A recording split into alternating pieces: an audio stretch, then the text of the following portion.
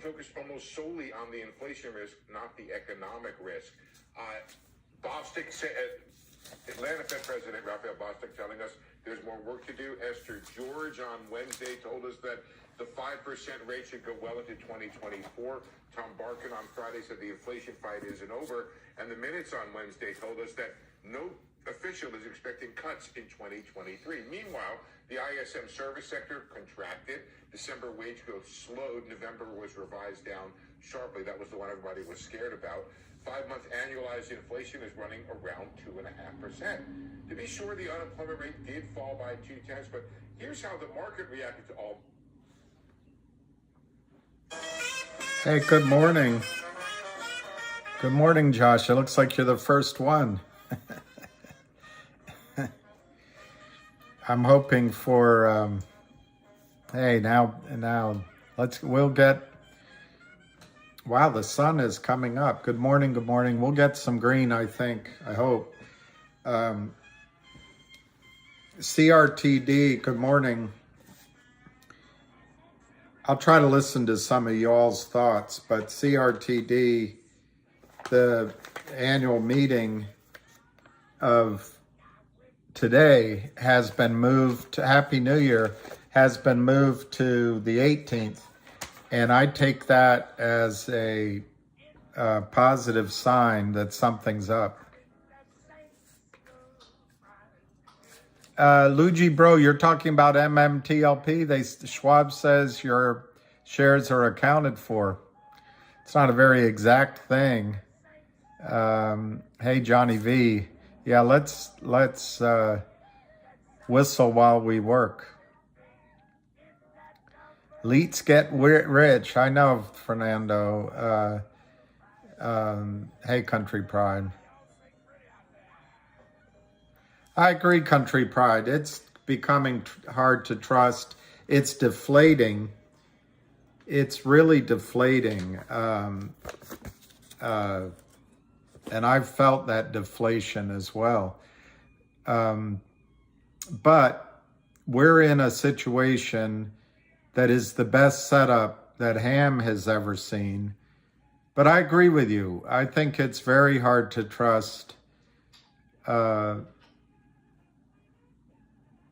It's very hard to trust. And I also think my experience has been that trading is a mug's game.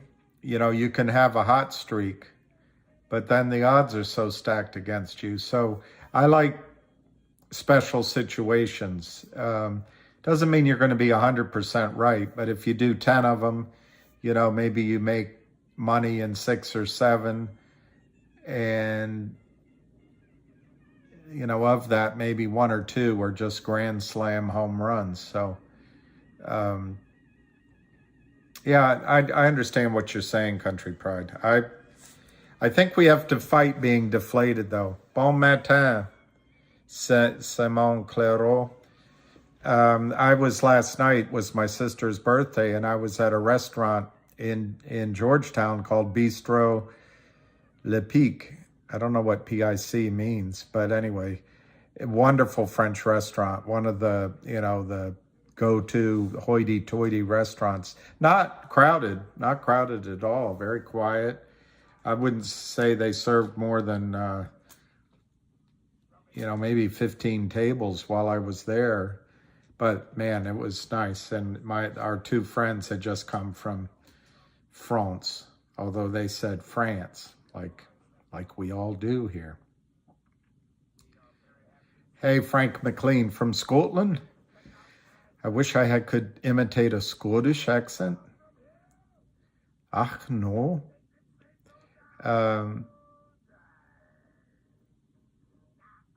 Christian Loprior. So many in the MMTLP space think MMTLP will trade again. I'm in the minority. I see only shares being issued by NextBridge as the next solution. I happen to agree with you. Yeah, Putin might be communist, but I wonder what's going on in our,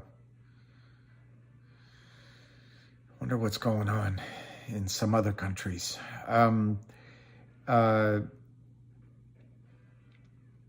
Frank, you're the best. Ach, no. Ach, no. I saw it. I was watching tennis yesterday, and I'm just amazed how Djokovic came back. But I looked up on the,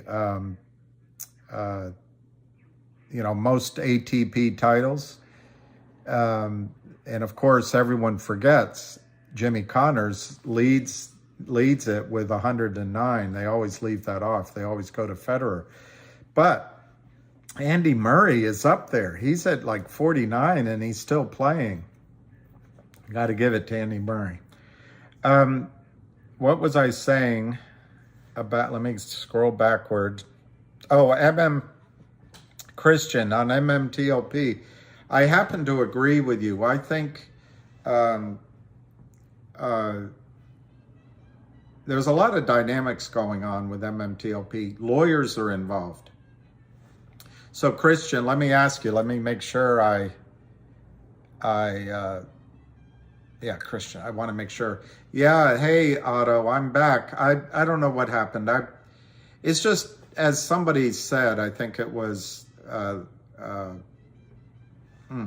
can see the thing, but the name is, it's deflating. It's, you don't know who to believe and all that. That's my issue. Isn't who to believe. It's just the running out of energy at some point. And, that short attack for 2 or 3 weeks was really intense. And someone once told me, and then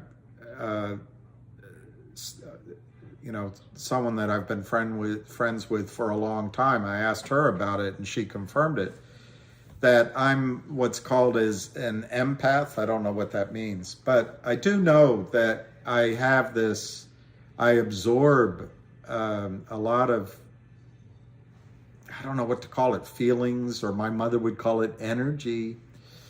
But anyway, and she would call it negativity. But anyway, I always found all that a little bit wacko. But I do, it was intense. The attack on me from messages and other crap they did for 3 weeks was really intense. And then a lot of the pain and angst and anguish you guys were going through, it just, I think it took its toll on me a little bit, and I should have taken a vacation.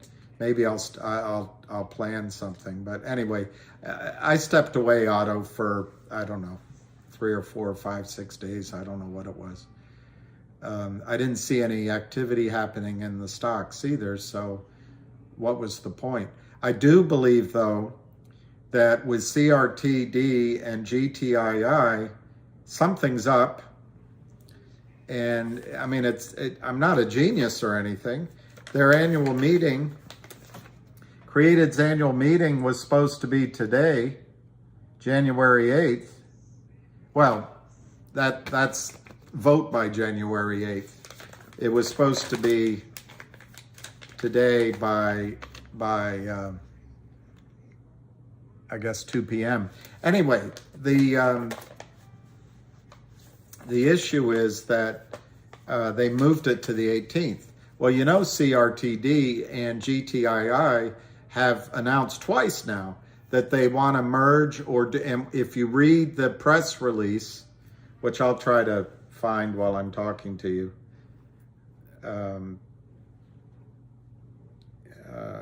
Yahoo Finance.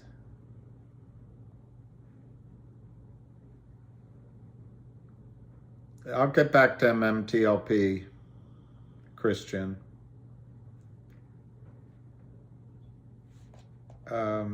The news,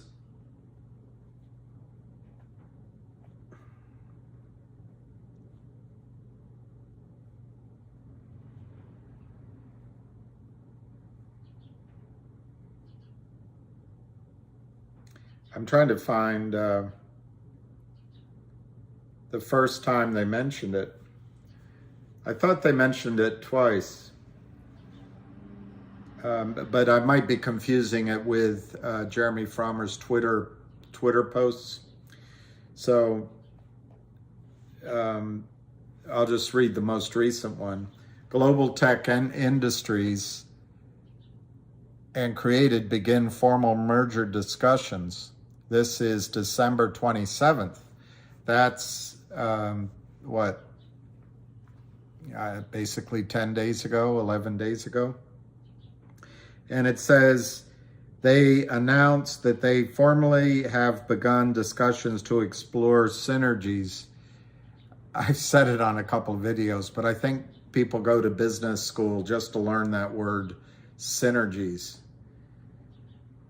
It's one of my least favorite words. Including a potential merger.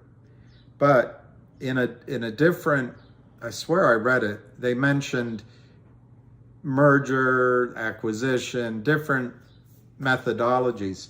So my point, just to get to my point, is I think the fact that this created shareholder meeting being moved a week forward means something's up. So I think we'll see. And you've got two management teams fighting to cause a run on the bank. They want to try to force the system to work. So going back to, all right, Simon Clairaut, I hear they will have to reopen the market on MMT because the short will have to cover. That would be amazing. $500 a share for 3,000. I have somewhat more than you, Simon, but I'm in that same range anyway. It's more, but it's, I'm not a huge shareholder when I see other people post. But it's significant. A few thousand shares here or there at $500 or $1,000 would be amazing. But I'm going to have to study it a little bit and go over what's happened in the last few days. But what I think, if it matters, is that there's a lot of lawyers involved now and threats of lawsuits. And so brokerage firms and prime brokers are going to be worried about risk. And lawyers bring in another level of risk. And so going to Christian's question, if FINRA were to open the market to trade again, give it a temporary QSIP, even if it's buy only, which obviously doesn't make sense because it's selling. I don't know how they would do it. I guess you just have to make it buy and sell. Or it's sell only for you all, buy for the shorts. I don't know. But with lawsuits, I don't see how now trading in the open market gets rid of the risk of lawsuits. Had they left trading open, yes. But now it seems like they still leave themselves open to class action lawsuits. So I'm skeptical if they'll trade again. On the other hand, it is the most logical. It's the cleanest way to do it. I guess one thing, they could get some of the major parties to sign off saying that this will be the solution. But it's more complicated now that lawyers are involved. Lawyers want to find what they call the facts. And to a lawyer, the only fact is what gets into a lawyer's head. The lawyer has to analyze everything as if they have a computer that's better than your computer. And they have to look at what's in black and white, entered into evidence. And it's a nightmare. It takes forever. Their thinking is extraordinarily linear. It's never, where a trader or someone that knows the situation can quickly process a lot of information and come to a conclusion, they'll say that's speculative. Oh, that's speculative. Now, let's look at the documents at $1,500 an hour. Let's review these documents and let's have a deposition. We need 20 depositions at $1,500 an hour plus $2,500 an hour plus $5,000 on it. It's a nightmare. But the fact that legal action is in play, I think it's highly unlikely they'll open the markets again unless they get some sort of blanket protection from lawsuits by doing so. I think a settlement is in the best interests of everyone. A massive settlement, big settlement, and Simon, I wouldn't think $500 a shares would be out of line to make a settlement on MMTLP. E-Trade, Marcio, E-Trade has a CUSIP number, and when I hover over the number, it says the name of the new company, and that I should call them. How do you do that? I have E-Trade. I don't know how to do that hovering. But what happened to me, Marcio, is they gave, let me just look and see if it's changed. They gave, they gave the new CUSIP, but I'm down a lot of money. They give zero valuation, but there's no name. So to me, it's a placeholder, and it's a continuation of the fraud. Christian. Well, I guess I must be a smart guy, because if I'm thinking like you, good minds think alike. But we're all speculating in terms of trying to figure out what's going to go on. We're all just guessing. Rosa's impressive. Thomas Dubois. Rosa, what I liked on the space call I was on is that she actually understands. She speaks very clearly. I guess a lot of men hit on her. So I heard that came across on the call, which is unfortunate. I guess that's just the nature of I don't know what. But what came across to me was that she is really aware of time is of the essence, basically, that what was taken from us was the opportunity to trade immediately and get a short squeeze immediately. And I was really impressed with that aspect, the keen understanding of the business consequences of what was going on. She was really sharp. There was another lawyer, Alex, that extremely well informed and clearly just knows the law thoroughly. She was really impressive too. I think she directed it at a couple of my questions, calling my thoughts speculative, which I understand. I've dealt with a lot of lawyers. What a lawyer means, they're not trying to hurt your feelings. Speculative means, well, there's no evidence in the record that supports your conclusion. And what it means in court, the judge isn't going to consider it. So, but there was another lawyer on, or two more on, one from California, either Richard or Robert, and he was also going after the opportunity cost that FINRA caused. And,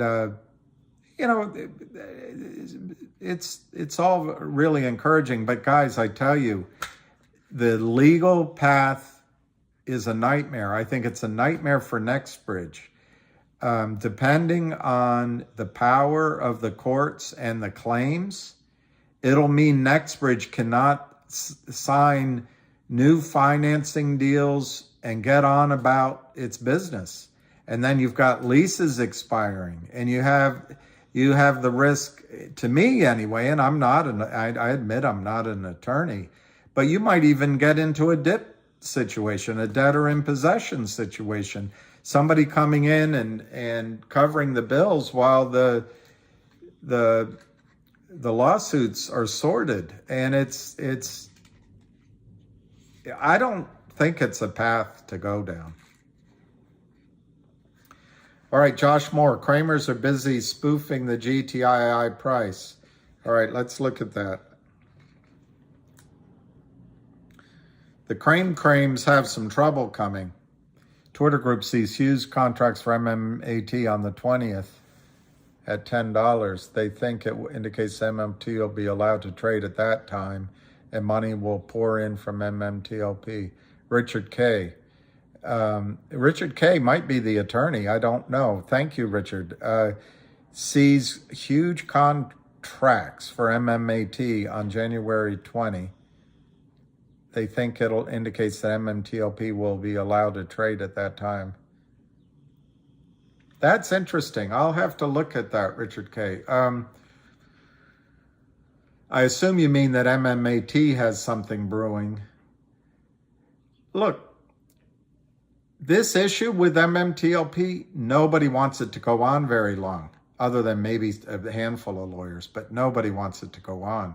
I personally am in the camp that it's entirely plausible that the human beings at FINRA and at the various brokerage firms were just shocked at the situation they found themselves in. And it's taken a while to learn what happened. As you know, I think the system run by guys like Ken Griffin, that guy is at Venu, the other one that competes with him, and Goldman Sachs ultimately, but all of the fraudsters and a certain quality of lawyers that support the fraudsters, it's all corrupt. But it's become almost systemic, this fraud. But that doesn't mean that each of these people understand what's going on. In fact, I would argue FINRA is all caught up in going after, let's call it, crooked CEOs and CEOs that pump stocks. You know, you remember Jersey Securities and some of the others. I do anyway. That's so long ago. But when CEOs would actually pump and dump, as the expression is, FINRA's all set up for that, and SEC, but they're not set up to see what regs show. What Ken Griffin, Goldman Sachs has set in place is an entire system. You go to any over-the-counter stock, every over-the-counter stock under 400 or 500 million in market cap, under 10, 7, $5, all of them are shorted. All of them. Now, and I'm not talking shorting as, you know, locate the shares, borrow with the shares. Okay, that's fine. You're taking the other side of the bet. I'm talking about criminal counterfeiting of shares. All of them. Anyway, so GTII is 0.9999 on 175,000 shares. Let's see what the, I forget who suggested I look at it. And there's a 20-minute delay, so I might be a little late on my checking on the trades. Trade data. Yeah, I must have missed something. Here's the trade data, so I probably missed something. But the trade data from about 7 minutes after the opening is very low volume. So I must have missed something right at the beginning or in the last 20 minutes. The bids are Knight, GTSM, Citadel, which is not a good, doesn't mean it's a good market maker. ETRF, CSTI, INTL, Pauli's down, and GTSM 5535 and Citadel 1220. They're just communicating with each other. This is all illegal manipulation. But Gary Gensler, who says he's going to root out corruption wherever it exists, he doesn't care. Goldman's his boss. Look at this. On the S, CSTI, 6,598 shares. That is a market maker. Back when I was, on the street, so to speak, and look at this GTSM, 125 shares. Vert, piece of crap. Because it's $1, they can go to 100 shares. It's just, it makes you sick to your stomach. But they're supposed to, Ken Griffin will argue to Congress that we provide liquidity and we as market makers. Well, no, a market maker wouldn't put out an order at point, what did I say it was? 6,598? That's communication between each other. Let's see what the stock's trading at. 0.999, 175,000, now 0.99, 0.985 bid. So this is all spoofing, it's all manipulation, it's all fraud. And I've been involved in this now 2 years for sure. I always say approximately, but it's now for sure 2 years. And it's just this, the fact that all Gary Gensler would have to do is ask for time in sales. You have one trapped short. It's the easiest thing in the world, but he's not interested because this is how Goldman makes its money. While you guarantee Goldman as a FDIC insured bank, their prime brokerage side, this is how their prime brokerage side makes its money. All right, let's just check CRTD. Okay, CRTD is up 4 cents at 75 cents. We'll find out. It's not worth speculating, but if they're going to merge, it's going to have to be at some ratio. I hope that it's announced if that's going to happen, because the shorts will try to wreak havoc on it to kill the deal. But it could be an acquisition. It could be some sort of spin-off. We don't know. We don't know how the negotiations are going.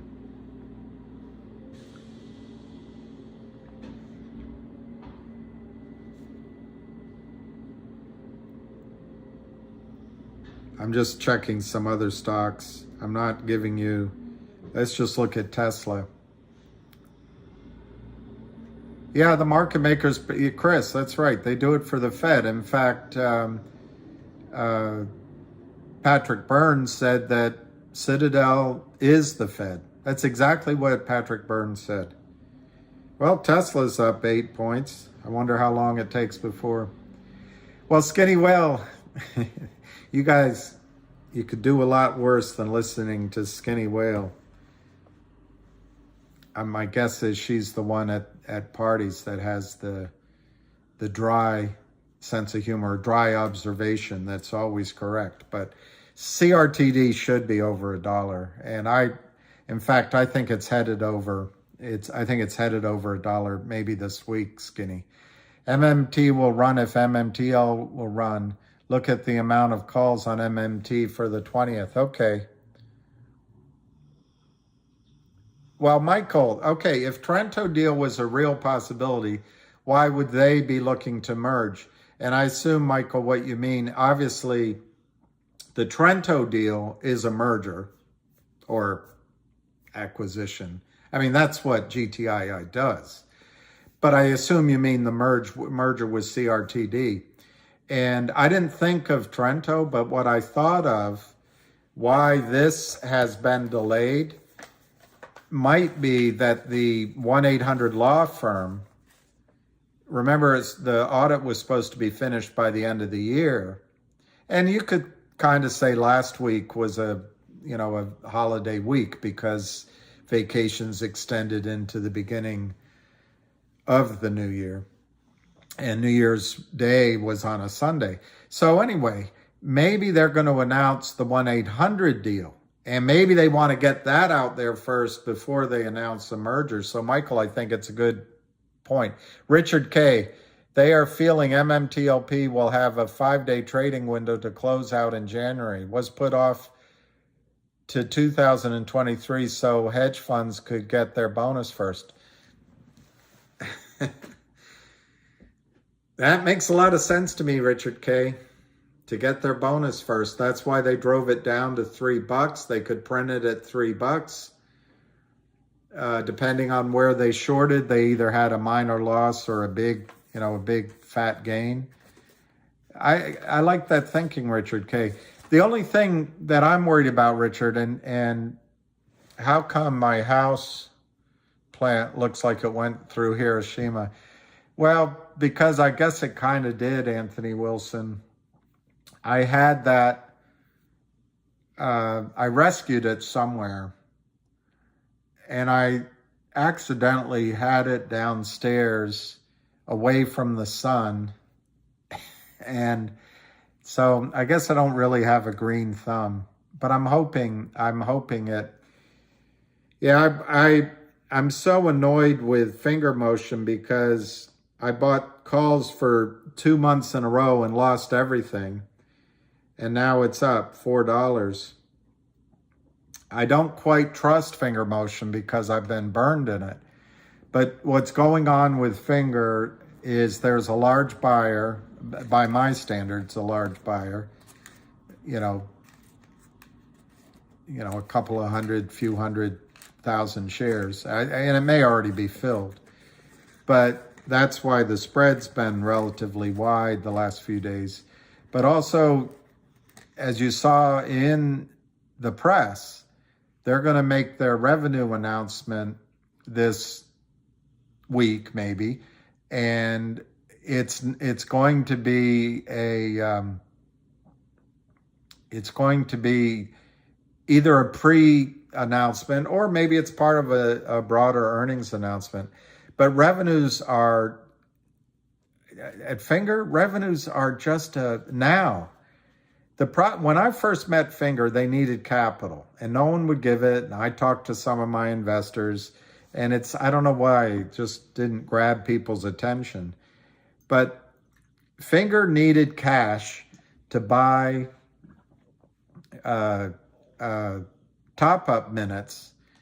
See, in the United States, we don't really think like that. But if you live overseas, as I did, whether in the Middle East or in London, you get, for me anyway, as a non-resident, you just buy a phone and you have a number, which I've lost all those numbers now because you've got to stay on top of them. They take them away if you don't use them for a month or something. But anyway, you go down to the chemist, or not the chemist, you go down to the newsstand and buy top up. Depends where they sell. Maybe it's at the Waitrose or something. I don't know. You just go in and you put down 100 quid and you get a card and you dial it and boom, you got minutes for as long as your trip is. Well, top-up business is huge in China, but also just selling the minutes for the monthly plans too. And apparently there's only 3 companies that can buy minutes at a discount from the Chinese government via China Telecom. And Fingermotion, this tiny company, which must have great access to the CCCP. Am I mixing that up with the Soviet Union, the SSSR, the CCP? Anyway, the Chinese Communist Party. So Finger now probably has about, give or take, has 10 million in cash for the first time. The good news on the money they took from the Lin Partners and that 10% investor is they have cash. So call it 10 million. They can go buy minutes from China Telecom at a discount. I don't know what the discount is, 8%. 4%, 5%, it's not huge, but they buy those minutes and then they immediately sell them into 1.5 billion telephones. They could sell those minutes in an hour and they buy more And I'm sure it's all computerized, but you need to put up the cash to buy from China Telecom. You can't do it on the com. And so now they have cash, and it becomes this money printing machine. So I expect,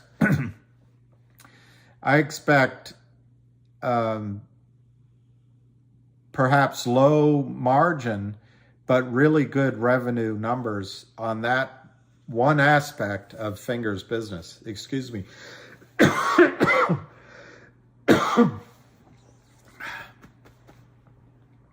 So anyway, hey Fahad, what did Skinny Whale? What stocks are the Kramers screwing with so I can F them up? Well, I know one of them's DBMM. DBMM.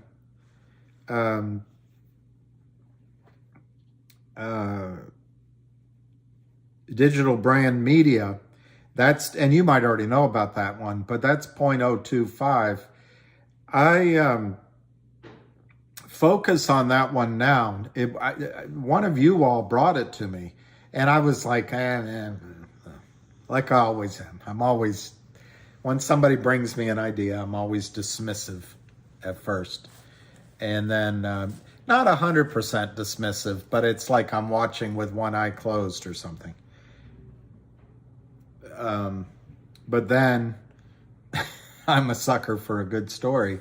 But Skinny Whale, the thing that really, maybe I can find it for you. You could look it up.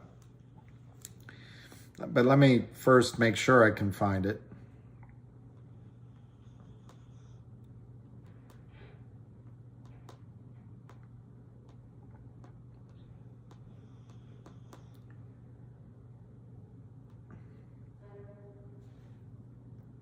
Yeah, maybe I did. Maybe I found it right away. So, Skinny Whale, June 13, 2017, DBMM, Asher Enterprises, and its principal, Kurt Kramer. This is on sec.gov. So there's this filing.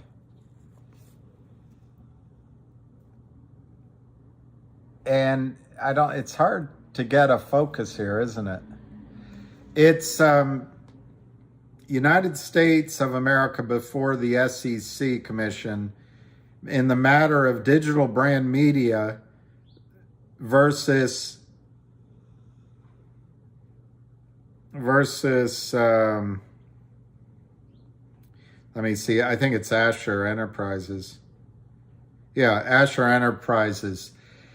Well, ironically, Skinny, this is DBMM fighting something that Kurt Kramer brought against DBMM. But what I love about this, and which is what made me feel like I can kind of get him open two eyes, is, for example, right in the response, DBMM writes, Asher Enterprises, Inc. is a toxic lender. It loans issuers money and takes convertible instruments and then proceeds to relentlessly convert shares materially discounted below market price to perpetually sell at a profit and ever decrease the share price, because no matter how low the stock price goes, Asher, Kurt Kramer, is always selling well below its cost basis. The share price can never go up with the selling pressure, and Kurt Kramer never stops. I love this. I love this. You can't realize how often I read these, you probably read more than I do, but they all get mealy-mouthed and carefully written by a lawyer. This CEO just hammers, and says it.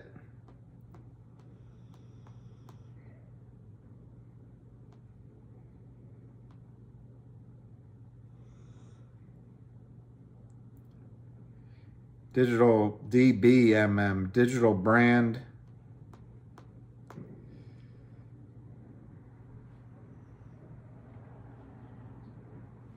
media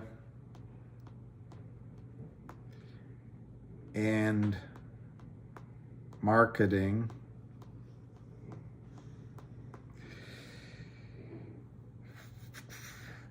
It all comes up Investor Hub. Let me see if I can get website.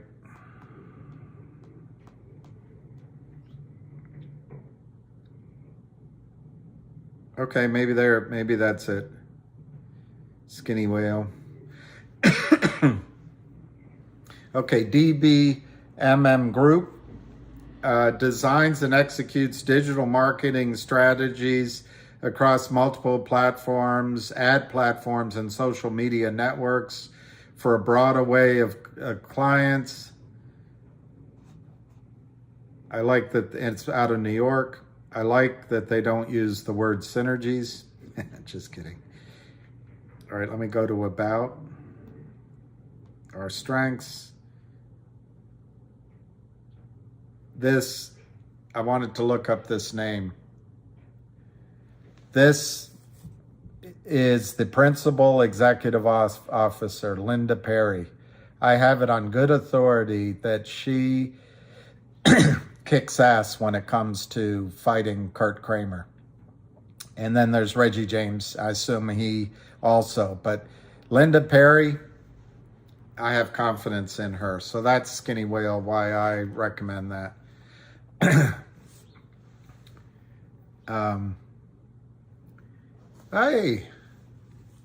Hey, yo, Fat. Thank you for that information. I didn't realize it. There's no merger yet? Wow. I didn't know that, yo, Fat.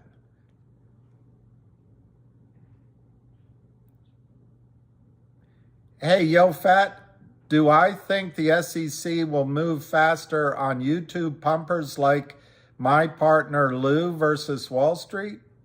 No, yo, Fat. I think they're going to come after you. I think you, Fat, you should change your business model because RICO, Racketeering Influence and Corruption Act, RICO, organization, Racketeering Influencers Corruption Organization, whatever RICO stands for. You're part of it, you Fat. If you took $7 for every response to your postings from Kurt Kramer, you're part of it. So I'd be careful, you Fat. And I'm not threatening you personally because you don't use your name. So I don't know who I'm talking to. But if you're talking that I'm a pumper, let me be clear. Pumper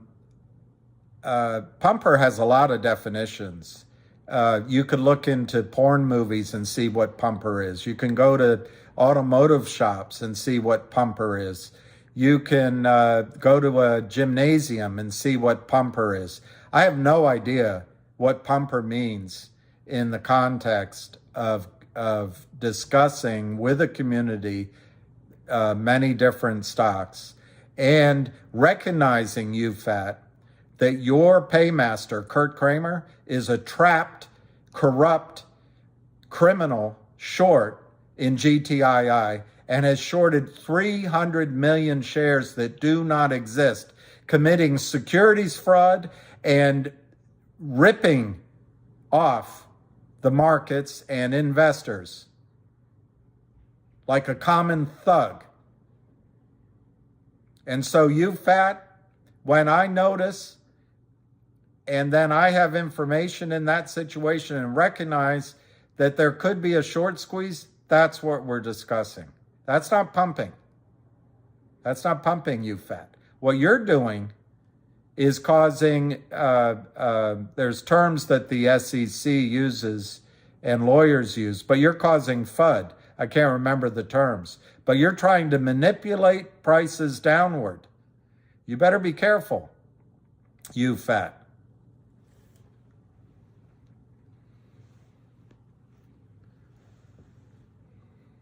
Roberto. Hey, Raymundo. Got it. I'm pretty slow sometimes, Raymundo. But anyway, Skinny Whale, this I guess She's a PEO. She's the principal executive officer, the principal financial officer, and executive director. But I have confidence in her. I've never spoken with her or met her, but from more than one source, I've heard good things.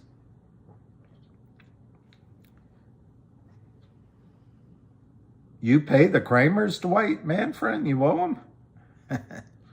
That's amazing if you own them, Dwight. Manfredi. Frankie Medina, when can we see $10? I don't know. It's a tough... Frankie, I think there's Moon River. Cindy Lou Who.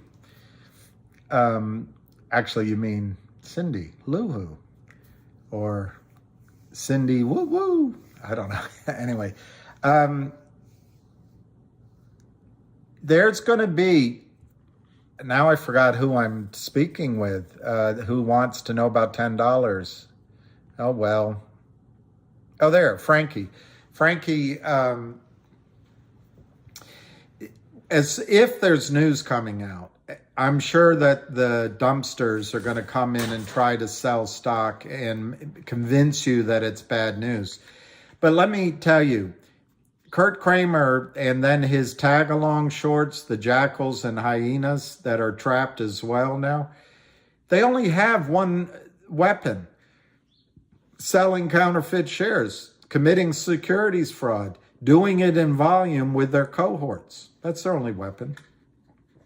They then can outlast all of us, and they can outlast me too. 2 years is a long time, and I got to tell you, do I really want to be doing this for a few more years? These guys, these two, the Kramers, the only thing that matters to them is money. It's the only thing.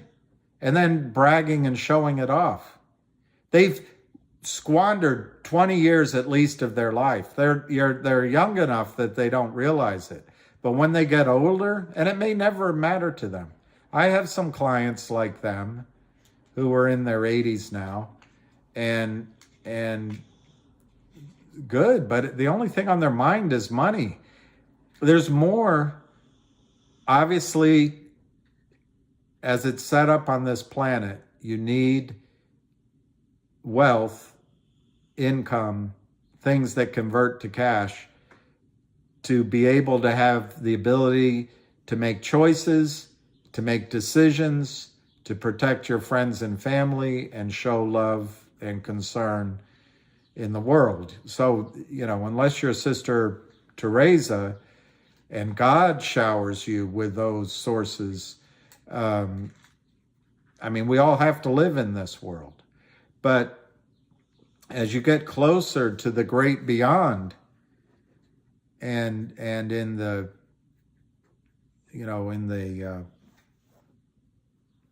I don't want to claim, as my dad said, Bill, you're no theologian. You watch what you say, you're not a theologian. And I would have to agree with that. But when these guys get, well, they probably don't believe in saints, but when they get before St. Peter, what are they going to say about their life? We ripped off money for 40 years? St. Peter's going to say, well, where's your money? You're standing before me right now. Where is your money? Well, we left it behind on earth. What'd you do with it? Well, we bought houses. We taught our son to post on Twitter that nobody FUXs with us. Did you? Oh, we gave $500,000 to Children's Hospital. Oh, you did? Did you actually do that? Yeah. Did you get publicity? Well, we did get publicity. Was that so you could attract other clients that you could rip off and steal from? Well, I don't know. It's a tough moral situation the Kramers are in, but I don't think they care about that. So the only thing they're interested in is trying to convince you to quit. They've been shorting GTII for over 2 years. in size, committing crimes for over 2 years, in size.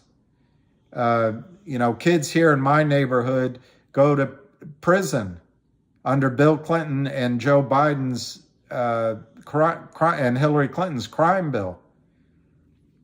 3 strikes, you're out. Well, they don't have the lawyers that Kurt Kramer has. But Kurt Kramer swings and strikes out. Well, I guess out means you're caught and convicted. But Kurt Kramer commits crimes hundreds of times a day. For years, for decades. But he's a white boy. And he's got money. And it's a financial crime. And we know that's a white-collar crime. Doesn't hurt anybody. Well, it does hurt people. Things are changing. So anyway, I got off on that a little bit. But what I want to warn you, Frankie, is that depending on how the news comes out, if there is a merger that is consummated, remember this meeting has been postponed. It was supposed to be today, the annual meeting for CRTD. I take that as an enormous sign that something's going on. Well, if the news announcement comes out in a pussyfooting way and says, the companies had advanced negotiations, and that'll probably disappoint, and the Kramers will use that as an opportunity to sell. But that's their only weapon. The company is fighting with everything they have from all different angles to do what? To cause a run on the bank. Kurt Kramer illegally, criminally, has stuffed the system. In a way, he's dumped and dumped and dumped and dumped and dumped. His pumping was all of his charm offensive to David Reichman in the beginning. But now he's just in the dumping phase. And he doesn't care what he sells it for because he's trapped. But he's sold over 300 million shares. We don't know the exact number, but it adds up quickly. It's if you use 10 million a month for 24 months, that's 240 million. If you start with an opening position of 50 million, I don't know if that's right. Should it be 60? Should it be 40?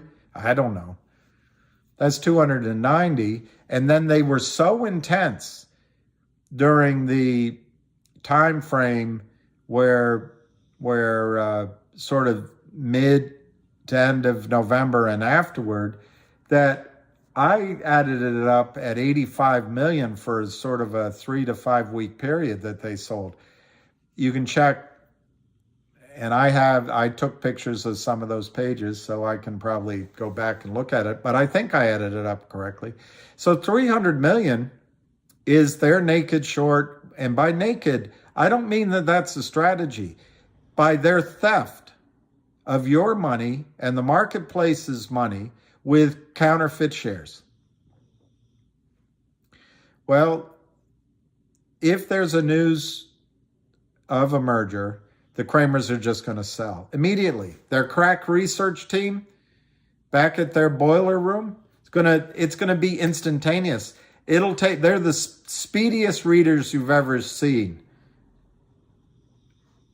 My name is John, and I took the Evelyn Wood speed reading course.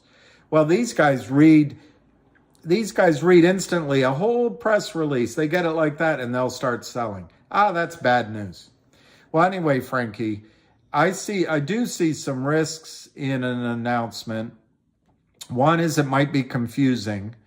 Two, obviously, if they're merging, GTII is probably the one that issues shares. So people are going to say, oh, they're issuing shares. Anyway, I can see issues that, in one sense, there's a little risk in how it's presented to everyone. Secondly, shorts like Kramer want to destroy deals Because if one CEO and another CEO agree a deal, let's say on a one-for-one basis, if the shorts can get in there and drive the acquirer's share down, well, then the one that's being bought is going to say, we have to renegotiate. It's so criminal. And guys like you, Fat, I don't know how they sleep at night. They're just joining in on a massive, morally repugnant crime. So there are a couple of ways, Frankie, in the short run that news could, whenever there's good news, they're going to sell. But the news, depending on how it's presented, it could cause confusion amongst all you all. And this applies to both stocks, GTII and CRTD. On the other hand, try to understand what the management is trying to do. They're trying to force a run on the bank. The banking system is a fractional reserve banking system. When you go down to the bank, you give them $1 million, they lend out 900,000. They keep 10. If they follow traditional ratios, they don't all. The big banks go well beyond that because they're too big to fail, and they have you all backstopping them. But the basis of fractional reserve banking is that not everyone asks for their money all at once. Well, that's how the security system has gotten. Well, what the management of these two companies are trying to do is cause a run on the bank. So let's say GTII and CRTD merge, and they create a new company, which is what they discussed in the press release. New CUSIP, new share, new name.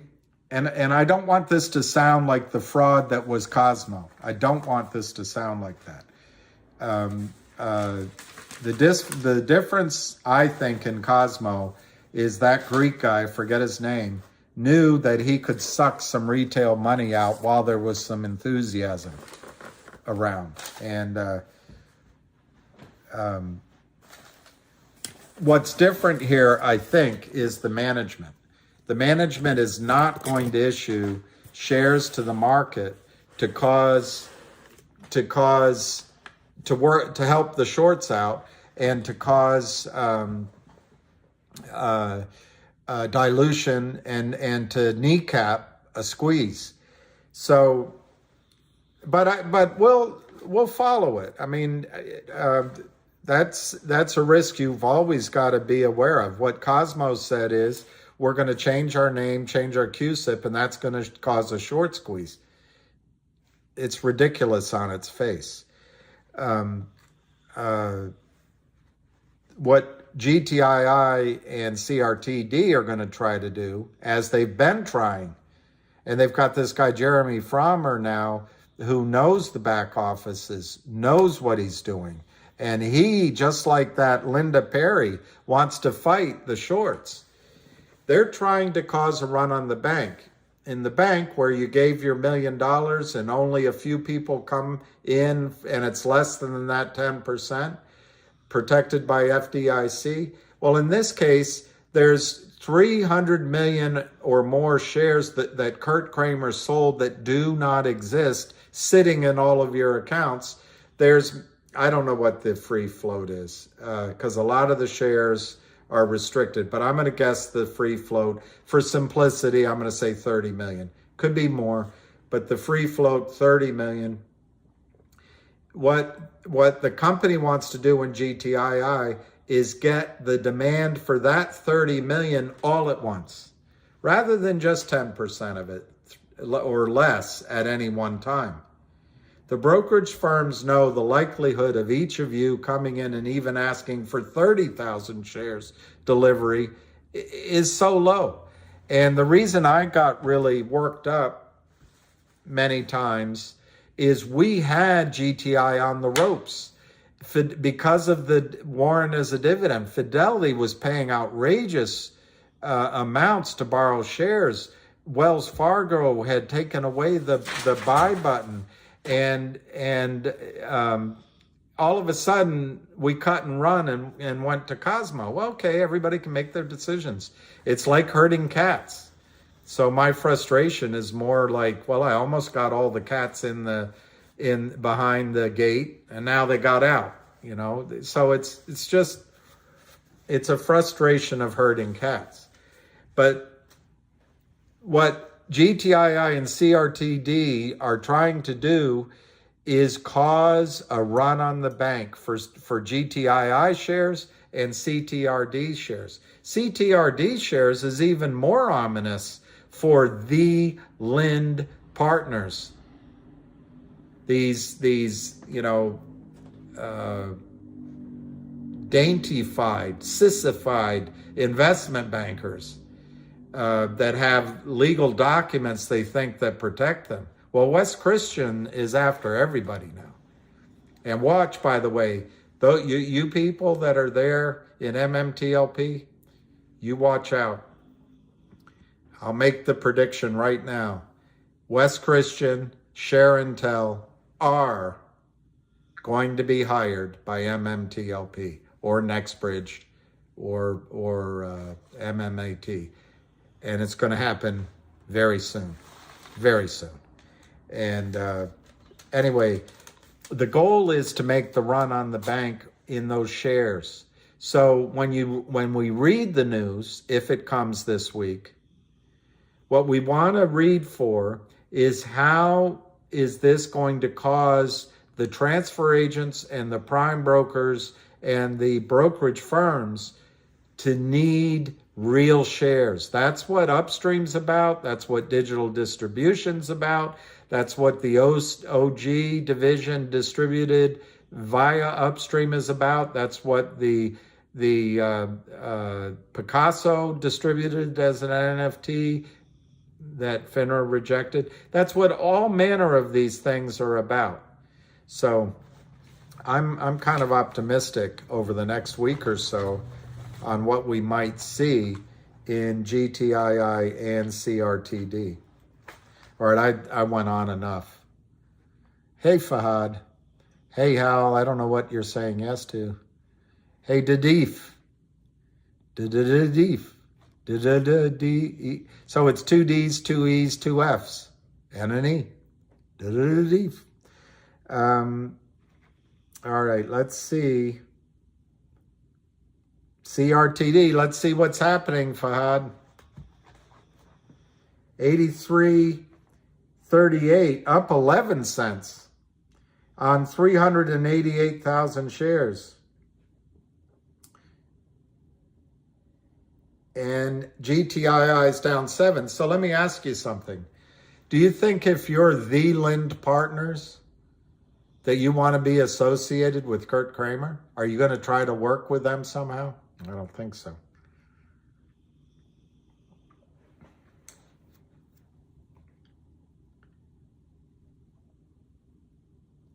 And DBMM, good morning, Mo.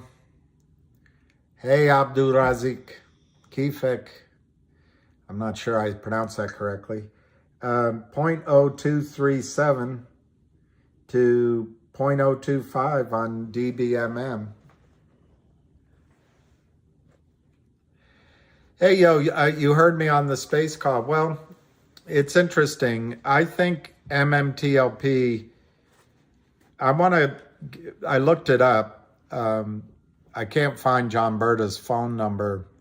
I used to have it, but I've been through so many phones since then. But I did look through my emails. I used, for quite a while, I was actively engaged with him, but it was through a mutual friend. And so I don't know if he'll remember me or not. He might. But that's back in the Torchlight days. And I like John, is my point. And I want to try to speak with him. But my reaction to the call was a couple of things. Several things. One, I'm amazed. I am just amazed at the community, at the intensity of the awareness and the smart people involved. And I'll tell you, the street is never going to be able to put this crime under the rug again. I was just awed by it. Secondly, MMTLP is helping do a lot of the work for us in these stocks. And I own some MMTLP too, so it's also for us, for we that own MMTLP. But I'm just amazed by the what trailblazing they're doing. I'm amazed by the legal minds and the legal work and how quickly they were engaging. But I am concerned that the legal route is a nightmare for us getting money.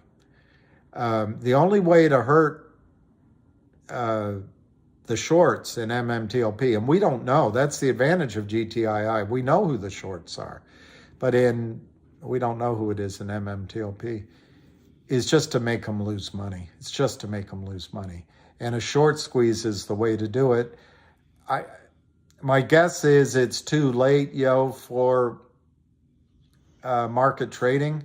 But Richard Kay, who I think, if he's who I think he is, I trust his judgment. And maybe they will open the markets. It's the cleanest.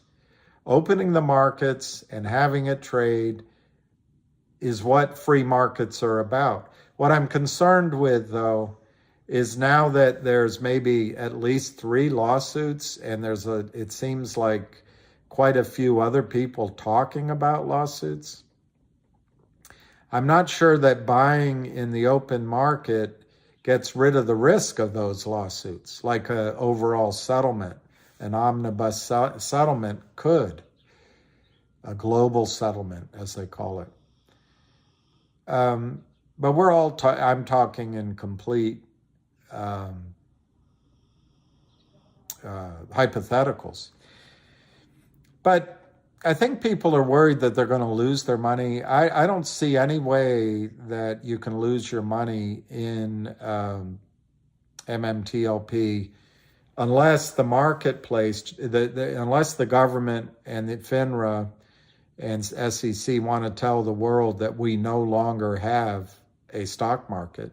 The brokerage firms brokered a contract for you. You signed it, you delivered, they confirmed it.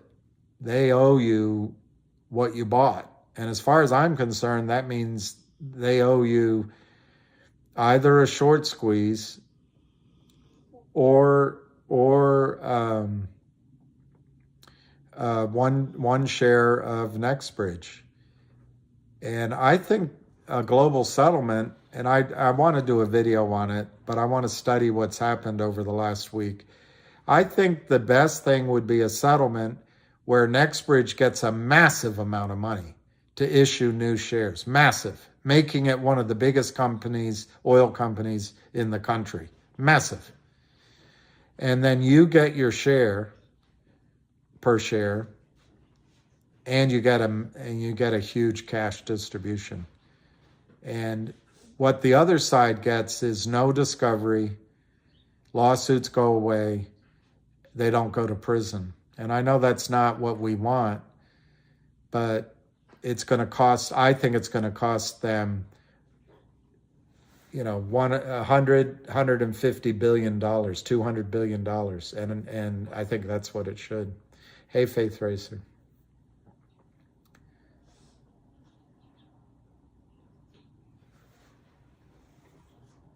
Son Nui, I agree.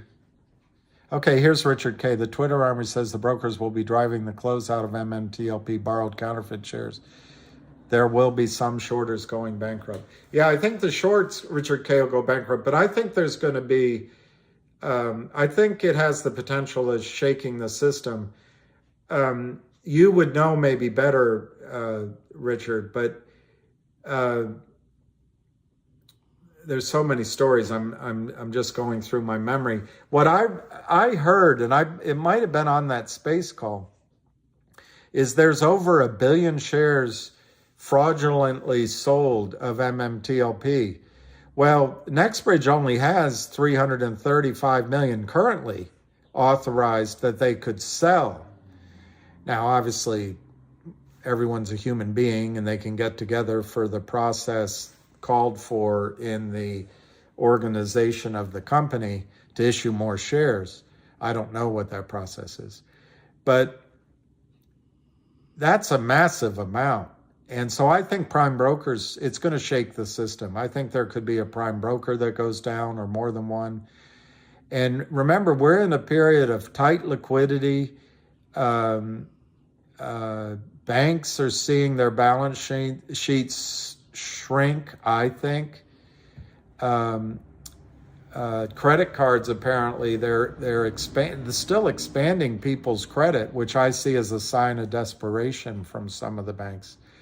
So I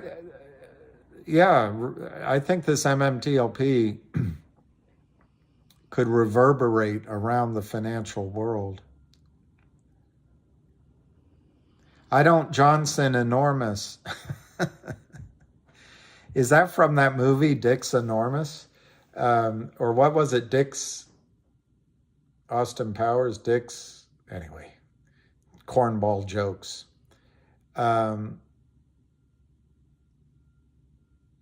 If there's $1 billion short of Johnson Enormous, you're right, it's going to be a real problem.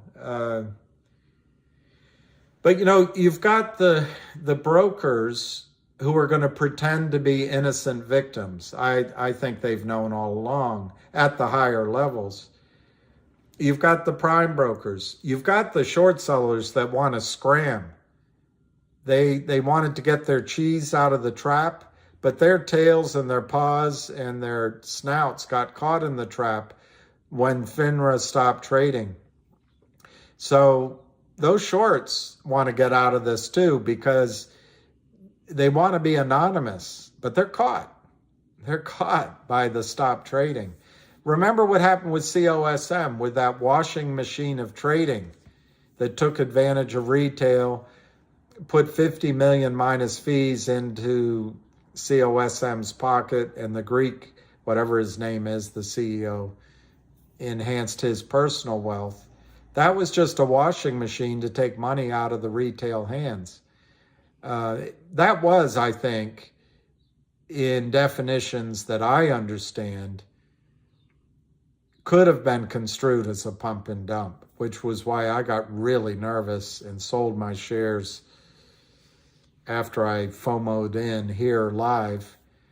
I tried to trade a little bit a couple of times afterward without talking about it, because I just didn't want to be associated with if I were the SEC, I would investigate what happened at COSM.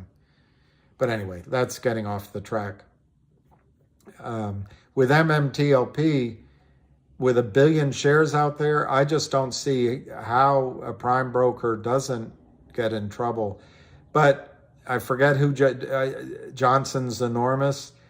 The thing that backs up 1 billion shares, pick a number. Let's pick $500 a share. I don't know. Is that enormous enough? Johnson's Enormous. On 1 billion shares times $500. I mean, it's pretty obvious. It's $500 billion. That's pretty enormous, even if you're Johnson Enormous. But DTCC, at least before this downturn over the last few months in the market, had over $80 trillion in assets. 80 trillion. So to cover $500 billion, yes, it's enormous, but it's hardly a threat to DTCC. But I think it'll take down a brokerage firm or two, and maybe a lot of hedge funds. Is it possible to find out when DTCC delivered new shares of COSM to?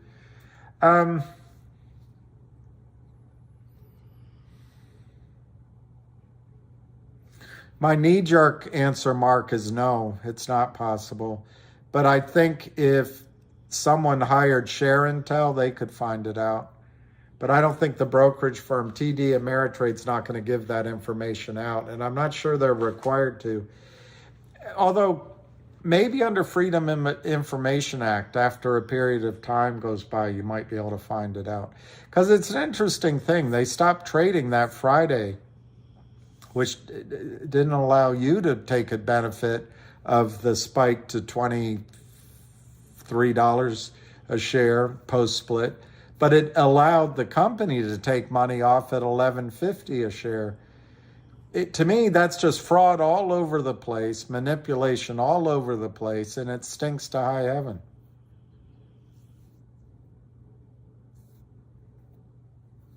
Take more, and it goes out of control. Yes, Kevin, and I think it is.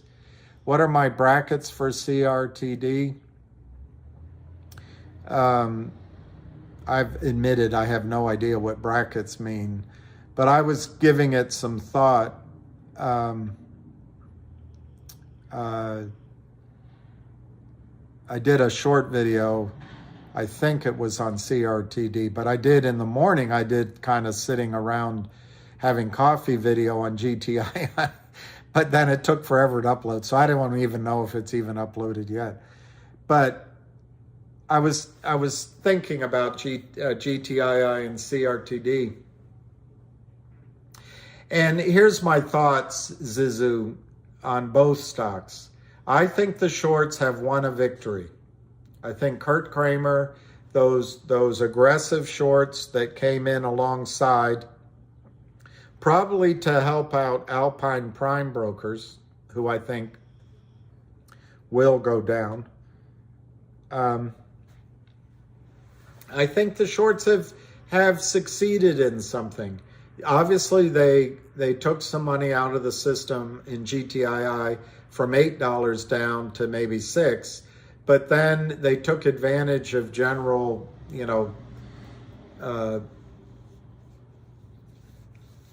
I don't know what to call it. I don't want to be provocative. Just a general disappointment in the ranks, and they drove the stock even lower. So they may have taken some money off the table. But in the case of Kurt Kramer, he's still underwater in his shorts in GTII. And the prime broker Alpine is still in trouble in their shorts in GTII. It's possible some of those puny shorts that came in, day trader jackals, made some money, but I don't think they've covered, because you saw two spikes to $2 that then they've tried to come back down by shorting, because nobody's selling. No real short shares, or very few are selling. So that's the backdrop. Is the shorts won by driving the price down a couple of times recently, but they've also won a bit by taking the fight out of us. They just taken the fight out. It's like, oh God, is it ever going to go up again? If it goes up, they're just going to sell again. They're all powerful. So those are a couple of the negatives. But the positives of the situation are, well, one. Let me put one more question out there, Zizu, that I don't know how to answer. If there's a takeover, let's say GTII buys CRTD, or I guess CRTD could buy GTII, or it's a merger, and you come up with a ratio. Depending on how that's described in the press release, and depending on how locked in it is, I think the shorts are going to try to have a field day to F up the transaction. They're just going to try to tell you it's a bad deal, and then they're going to try to make the basically Reichman and Frommer just say, well, we can't do the deal. We have to renegotiate. So that's always going to be an open question. But on the positive side, for since you asked about CRTD's brackets, the positives for CRTD specifically. Big investors, whales, now, which brings up a question. What price do they get out at? Who knows? Who knows? I mean, so there's a lot of variables that you have to put in your head when you're thinking about it. But the rapid fire positives for CRTD, they're distributing their OG collection, which is valued at over $10 million as a separately traded over-the-counter stock. But that's what they announced. But they're also announced they're doing it through Upstream, which is outside of the United States fraud system. And that means it's a blockchain, and that means count the shares. That's huge. That could cause a run on the bank in terms of asking for real shares. Two, just in general, they have this guy, Jeremy Frommer, leading the charge. There's a negative to that because the system is going to try to, just like they went after Patrick Byrne or other heroes, they'll try to go after him. But he knows what he's doing, and he won't quit. Two, there's this merger is going to happen, and it's going to force a count in the shares of CRTD through the transfer agents and the system. They do have West Christian, Sharontel, and all that going after the shorts. So that battle's going on.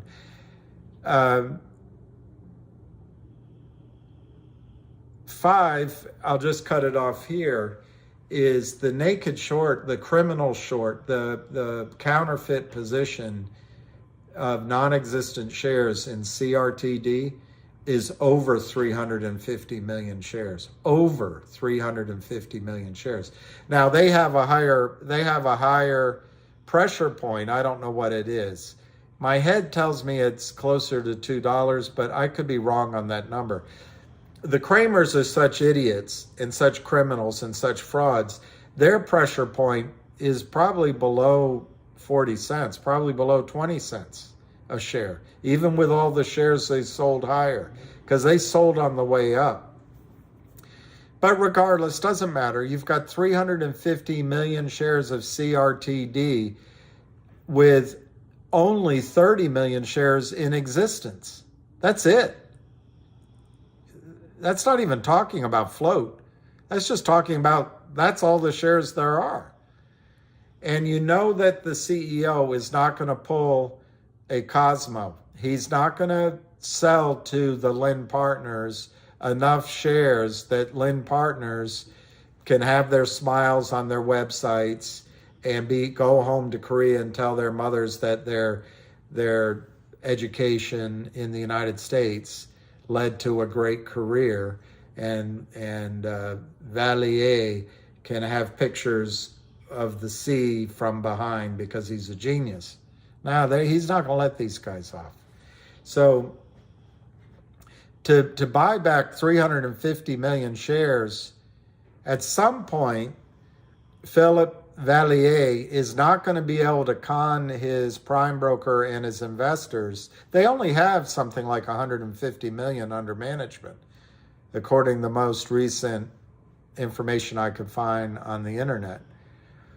How are they going to sustain losses as 350 million shares go against them?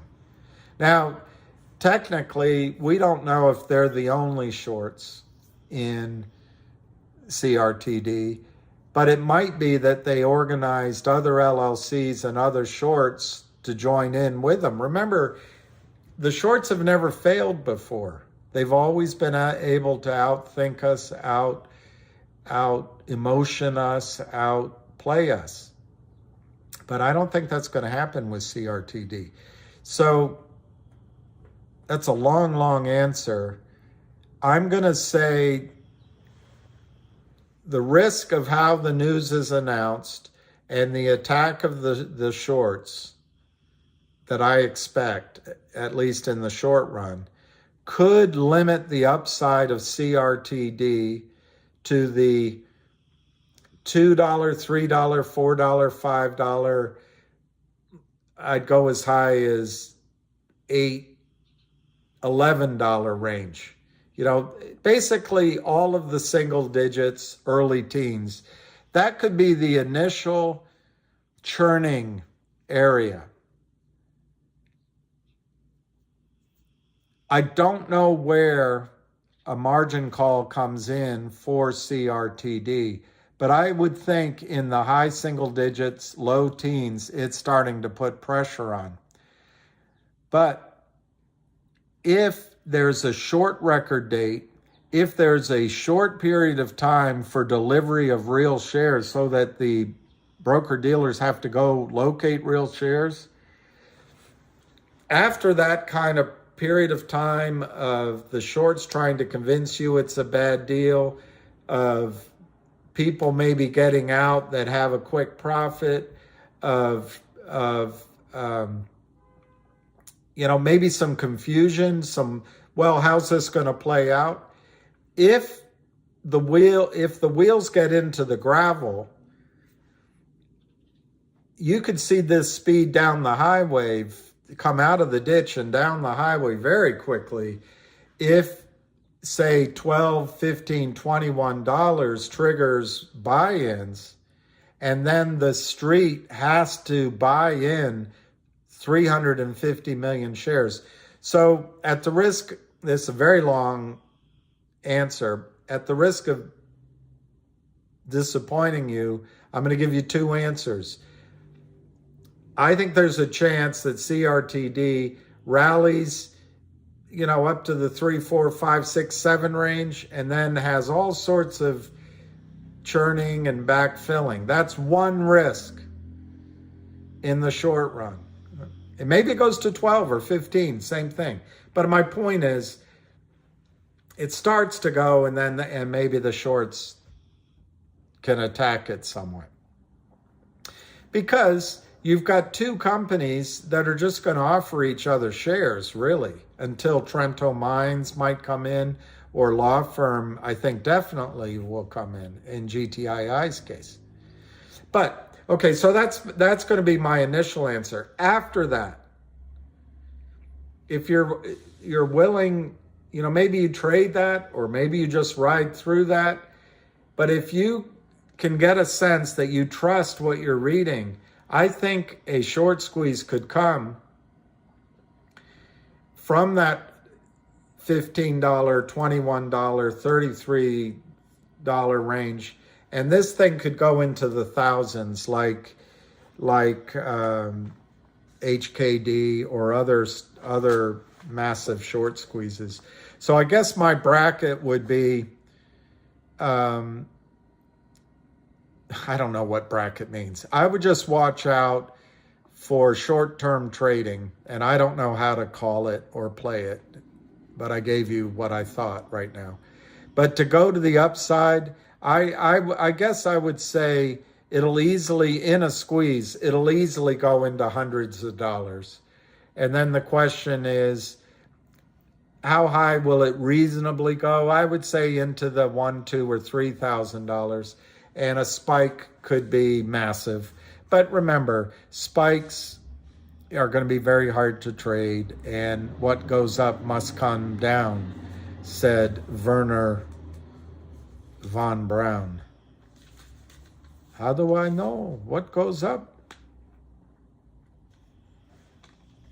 must come down? That's not my department, said Werner von Braun.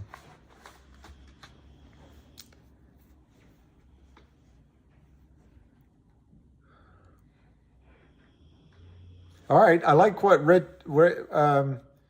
Richard K says. If MMTLP closes out this month, then MMAT can run to 10.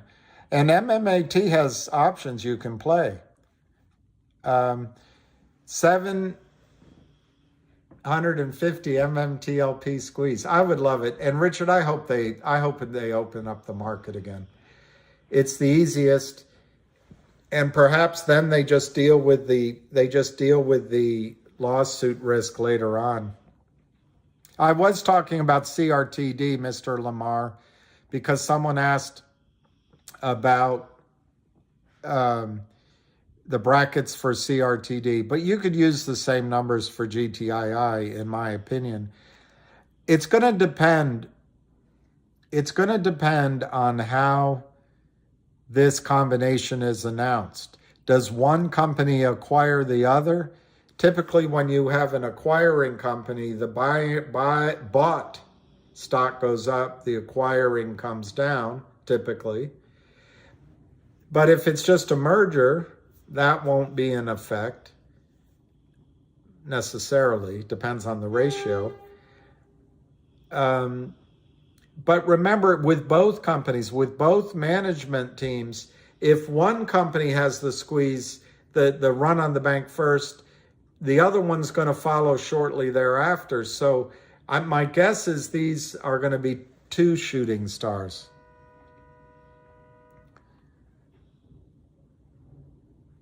Which law firm, Spiny Norman? This law firm is like Bigfoot. Everyone heard of it, but nobody has seen it. I don't agree with you, Spiny. 1-800 law firm, it's called Wildfire Media. Not only has it been in SEC filings, it's been all over press releases from GTII. The deal was finalized, like the Yankees purchasing the services of Aaron Judge through Scott Boras, I think.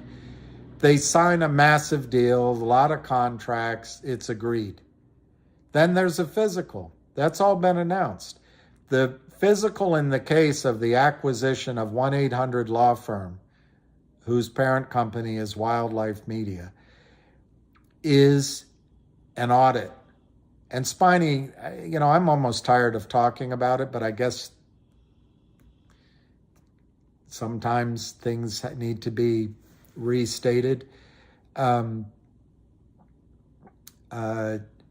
was announced more than once that the audit it was first announced that the audit was a third party and it's of Wildfire, not GTII, that it was going to be completed by the end of the year. At least 2 times, if not 3 times. It was through public releases by GTI. Remember, the CEO can go to jail. Kurt Kramer just sells stock, illegally commits securities fraud, never goes to jail. Well, the company has to do it carefully. They can't make a wrong step. But they've said 2 or 3 times that the audit was on time. Well, nothing was announced before the end of the year, Spiny. Well, here we are on Kate Middleton's birthday, January 9th, and nothing's been announced yet. So like Bigfoot, no one's seen anything of the law firm. Well, I'll call you out on that. The CEO, the managing lawyer, I forget his name, Siegel, I think, came out, said they're excited about the merger, and next year's numbers are going to be even bigger. All they're waiting for, just like in the case of a big ball player, they're waiting for the physical to be completed. And then the contract is consummated. So I don't agree with you, Spiny. I don't see any analogy that matches the law firm with Bigfoot.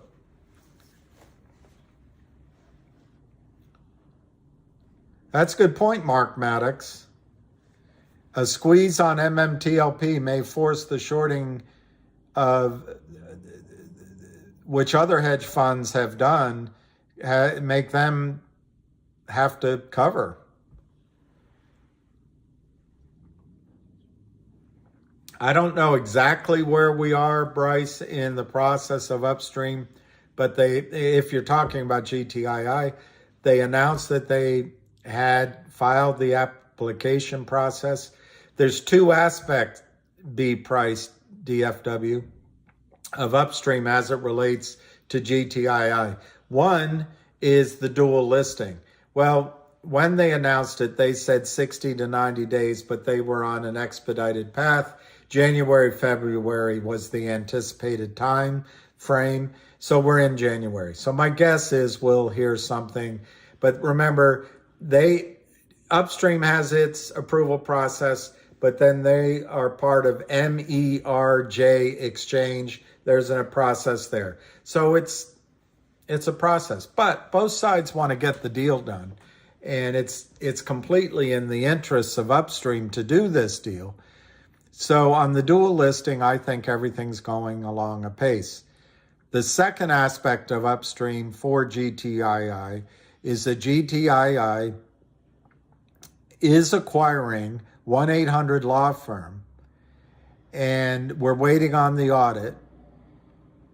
I believe that could be announced almost any time because it was supposed to be completed by the end of the year. And I think what might have caused delays were the holidays.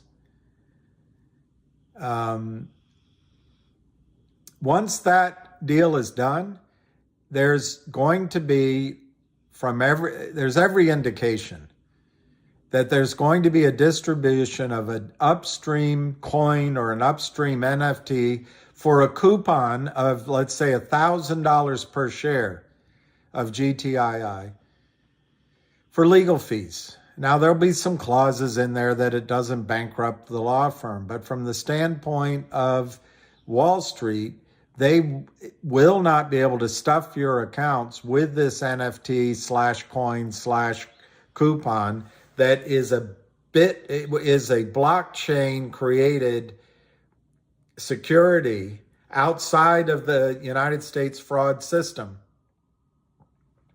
So that's the second thing. It's dependent on the audit price. It's dependent on the audit coming out. That hasn't happened yet. Once that happens, that could come very quickly. Okay?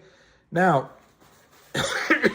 if you're talking about Upstream price for CRTD, they've already announced they intend to do this OG collection via Upstream.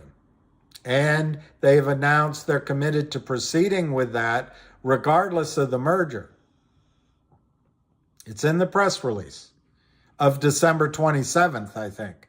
It's not very long ago. If there's a merger or an acquisition or some sort of joint venture and a new co, as it was released in a press release, that aims to get on the NYSE, how that interrelates with an Upstream filing, I would guess has to be called to be determined. I don't know. But in terms of the digital distribution of a coupon, that goes forward, I'm sure. And in terms of the distribution of the OG collection, either as a separate company or I assume as a digital coupon is always possible, via Upstream, that goes forward. So to answer your question, Price, the updates have been released by both companies really recently from press releases. The companies can't blab out and talk to one investor and give information that they don't give out to everyone else. So all we can go on is what's been publicly announced recently by both companies. But the events that precipitate further action on Upstream are pending and are proceeding, and everything's on track. And I guess the only other thing I'd say, Price, is it's an experiment. It's not the be-all, end-all. If it works, great. If it doesn't, the companies are going to continue to do whatever they can to get the United States fraud system to count the shares and force settlement. So, Price, I'm optimistic on Upstream.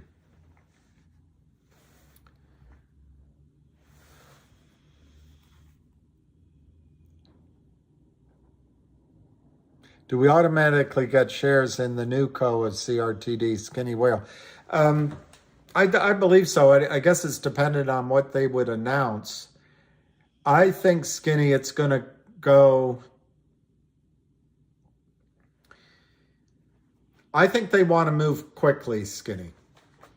And I think to do a merger, I mean, I'm just using public, what we've just experienced. They announced the merger with 1-800 law firm over a year ago, and it took that long. So to announce a merger, to me, runs the risk of taking a long time. So, Skinny, I'm speculating here, but it would make more sense for one company to acquire the other, just acquire it.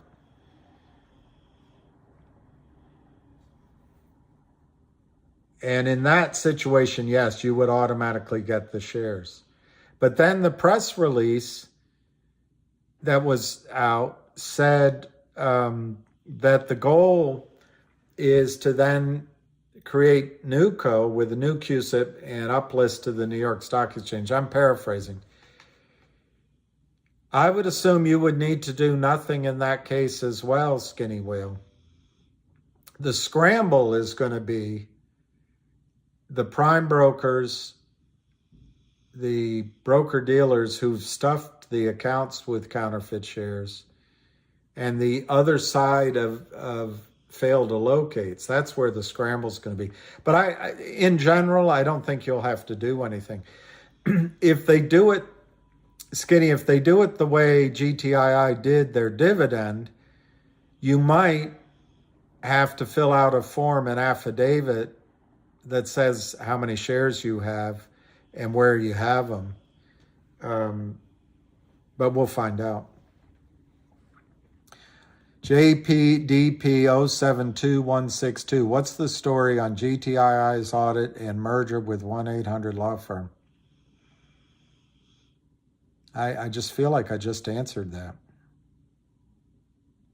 What's ARCA's latest bottom price for GTII? Who is this? Did he, correct me if I'm wrong, but I heard him say 46 cents. That's short-term trading. The thing to remember about these technicians, they're giving you targets that probably computers are set up to read as well. So it's important to know what technicians are saying. But I just have a hard time. Last time the attack was so intense, and I think it was with, it was to get to the end of the year reporting, but I think it was with Jackals and Hyena shorts helping, I believe, Alpine Brokerage. I don't think they can put that team back together again because it's a stupid trade. It's a stupid trade. It helped the Kramers that we dissipated and panicked to the extent we did. It helped the Kramers that Alpine was in trouble, and it helped the Kramers that these Jackals saw a quick way to make money by the end of the year. But I don't think that's the situation right now. And in general, I don't think charting is going to rule when there's news. News will bust a chart. Margin calls will bust a chart. Demand will bust a chart. Oh, there's Mark Maddox. He agrees. 46. GMVD. GMVD. I don't know anything. I'm going to write it down, though. I'm going to write it down. GMVD. I got a pen with ink in it. GMVD.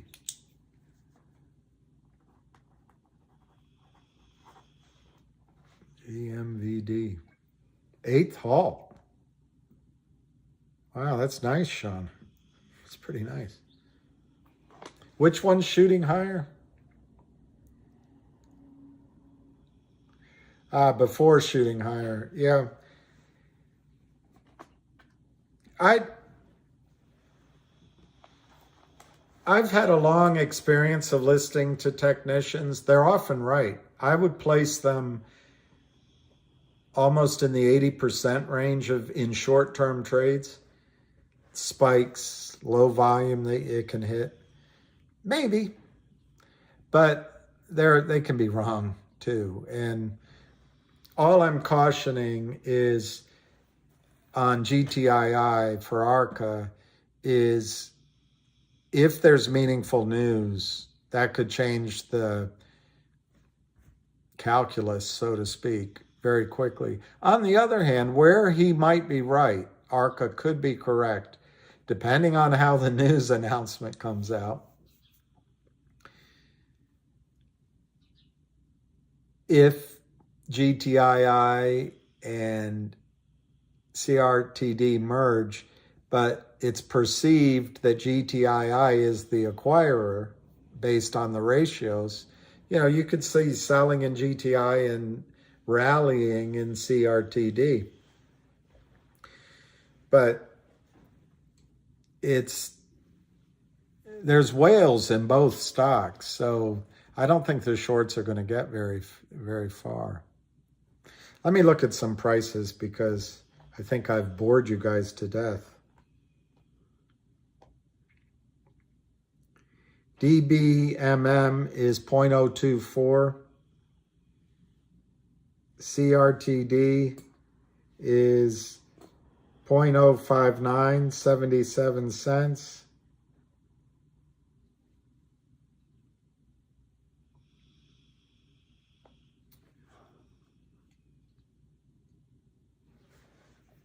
Yeah, it could be. Fingers 397.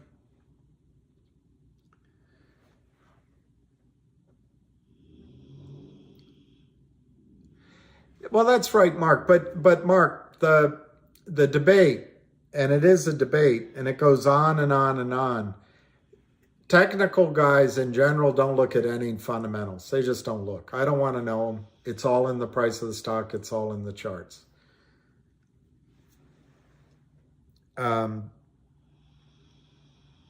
Fundamental guys in general think technicals are hocus pocus. Let me show you one. I don't even know. Here's CRTD, Mark. Just back in that July of 2020. Well, if everything is in the stock price, everything's in the stock price at, what is that, 65 cents? How do you explain that it gaps open on volume at, I can't even read over there, maybe $14? And did the technicians really, well, so anyway, you see my point. News events can change everything very quickly. On the other hand, let's quickly look here. What's the price of CRTD?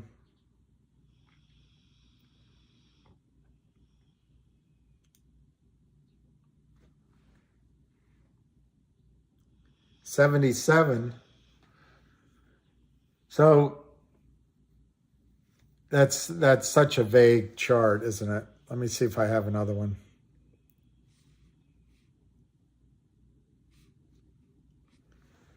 All right, there we are.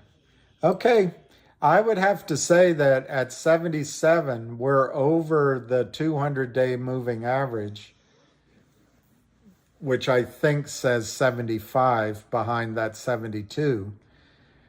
And the number you'd be looking for in CRTD right now is a blast through 87-ish, which is the 50-day moving average.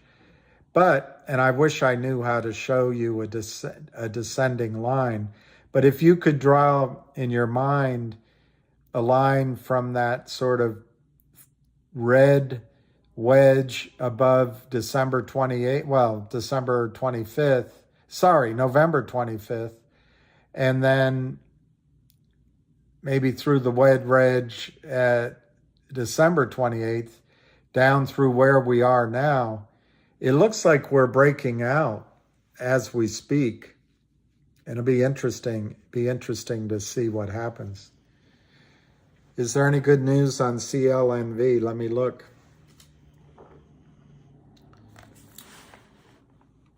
It's pregnant? No, that's not the news you were looking for. CLNV. It's down. I go back and forth on CLNV. ARCA is bullish on it. But there's part of me feels like it's the same guy as the IR guy, Frank Benedetto, who in a tweet said he's friends with Kurt Kramer.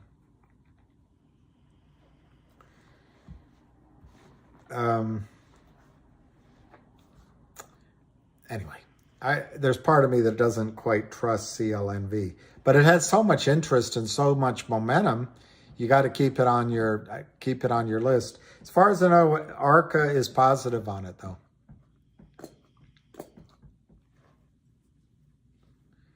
It really is supply and demand. It's sentiment, and so in a case like GTII, where the computers are watching the charts, and as soon as they know you were watching the charts, and Kramer, they're just idiots. All they do is sell. They never buy. They can overwhelm the selling side. So it's tricky using the charts. I agree with that, Didif. And you got to use charts if you're going to trade. If you're going to trade, you got to use charts. Yeah, that's right. ARCA's really positive. And I even think Avid Trader is positive on CLNV. And I think Avid is really good on charts. Really good. I highly recommend Avid. And I think he's incorruptible. Or is it uncorruptible? Incorruptible. He's not for corrupting. ARCA did call for like 18 on CRTD. Oh, sorry, on GTII. ARCA, GTII. He called for like 1876 and then he changed it to 1846, something like that. But over 18. Frederico, you're absolutely right. Somebody asked a question a while ago and I feel like I didn't answer it and I feel like I'm forgetting it.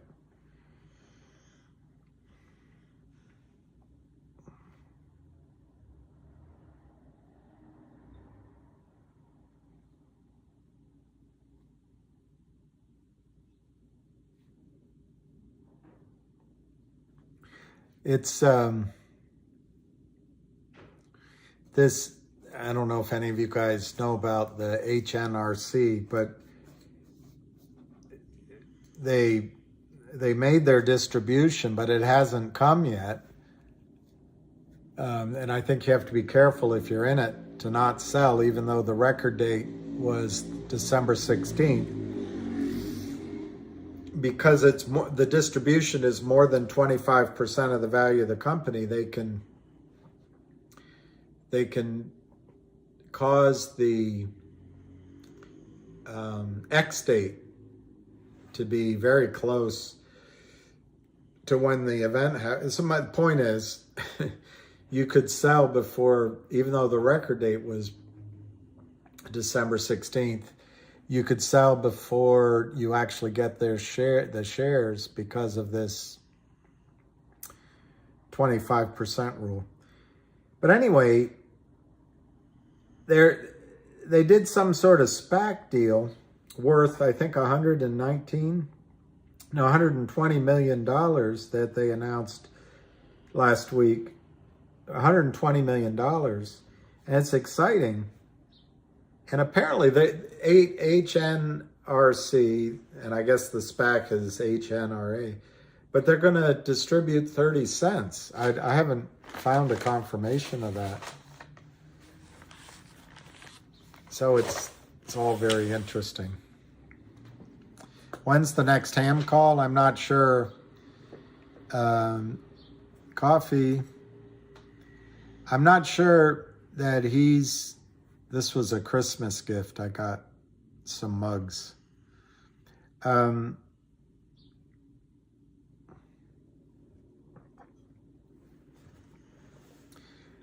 I'm not sure there's going to be another ham call soon. As far as I know, he's on vacay. But I would guess if I had to predict a call, the next ham call, Chris, would be, I've told I don't know if everyone is coming on late or not, so I'll just show this again. But the annual meeting of CRTD was January 9th at 2 p.m. So they changed it to January 18th. And both companies announced some sort of combo going on. And I think it was December 27th, but you can look it up. Well, I can tell you, I can look it up right now.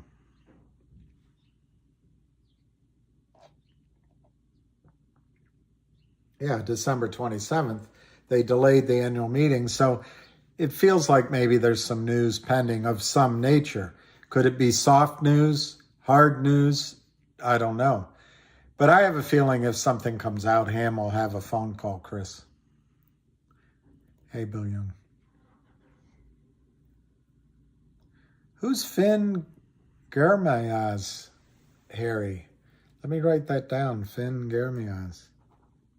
I don't know the answer because I don't know who that is. It sounds like what's that movie? Oh God, you know the one. Kaiser Soze, Kaiser Soze. Happy New Year, Brooklyn Chris.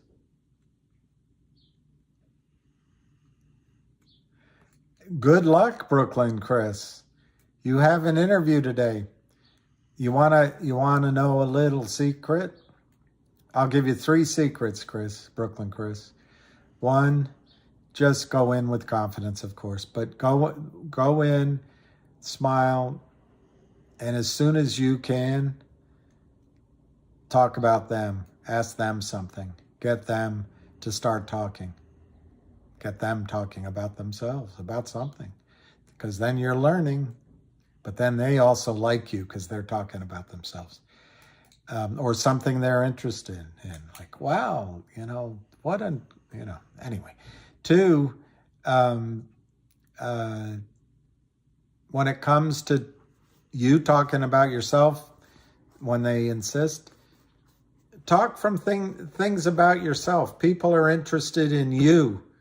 Don't tell them how much you know about, how much the glaciers have retreated over the last 30 years. They can look that up. I mean, if they ask you a specific question, well, then you got to do it. But they want to hear about you. And so be upbeat about that. And they'll like you for that. And I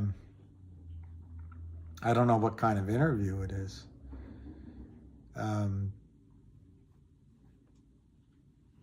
But if I don't know the status of the interview, but don't sell yourself short either when you negotiate. On the other hand, if you really need the job, But good luck. Good luck. Good luck. We'll be thinking of you. You can always blind them with your brilliance by talking about GTII. Just kidding. Bill Young. Well, I wasn't feeling the love the last couple of weeks. Not from you, probably just from myself. I saw CEOs. Who was CEOs? Was that Arca or was that Avid? Let me look at what's going on with CEOs.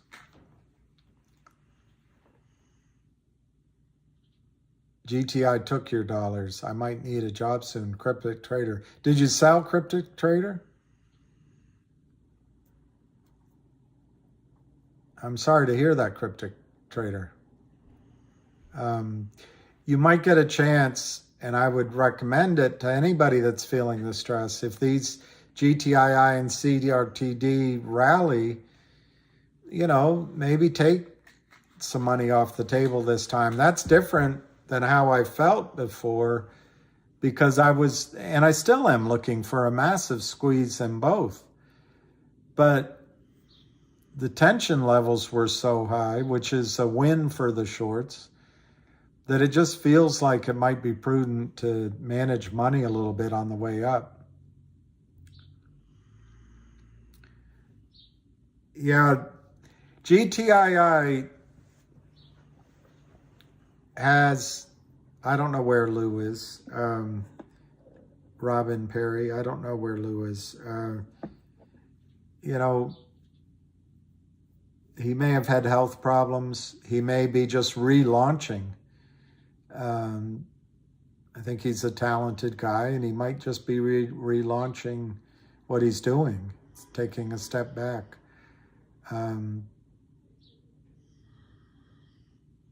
The nimblest of traders made money on his last recommendation. I think COSM, don't listen to me, Luigi, because others of you know better. But I think that guy played you guys like a fiddle, and me, because I FOMO'd in. And just all the enthusiasm of retail money. Frank Benedetto, I'm not saying anything bad, but he's an associate of Kurt Kramer by his own admission. These guys got the excitement and the juices going, but what they were saying was nonsense. To do a reverse split doesn't cause shorts to cover, and to change the CUSIP doesn't, all by itself, doesn't cause shorts to cover. To change the name of the company doesn't cause it. A couple of the guys were accusing GTII of things and saying that Cosmo was going to do like Upstream. Well, I don't see any evidence that Cosmo's listing on Upstream, but it was bandied about. I think what Cosmo did, you took a company that was in trouble and was about to be delisted, and millions of dollars went into the stock, and the stock went up.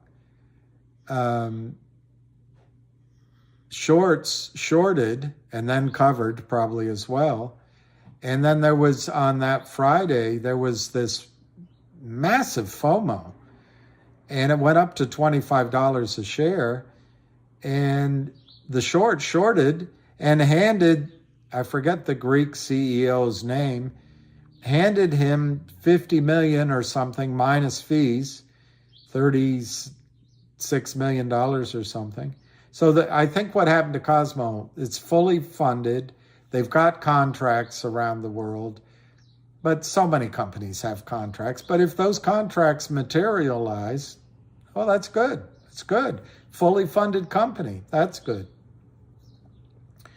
And I think the CEO issued himself a lot of warrants at 12 cents. And then he bought, 500,000 shares at 60 cents? But he issued himself millions and millions and millions and millions of warrants at 12 cents. And I don't know who else he gave those warrants to at 12 cents. So there was an opportunity for him, and I suspect, I don't know this, but he's an international guy. He could have been trading in the, whatever you call it, in Germany or offshore, trading his own money, shares, without any oversight that didn't need it to be reported. I have no idea. But somebody was trading. Somebody was trading. And so the market, the shorts just gave to COSM all the FOMO money, at 11.50 a share on that Friday or thereabouts, when you all weren't allowed to trade, and it ran up to 25 or 23, and now it's at what, $5 or something? I don't even know.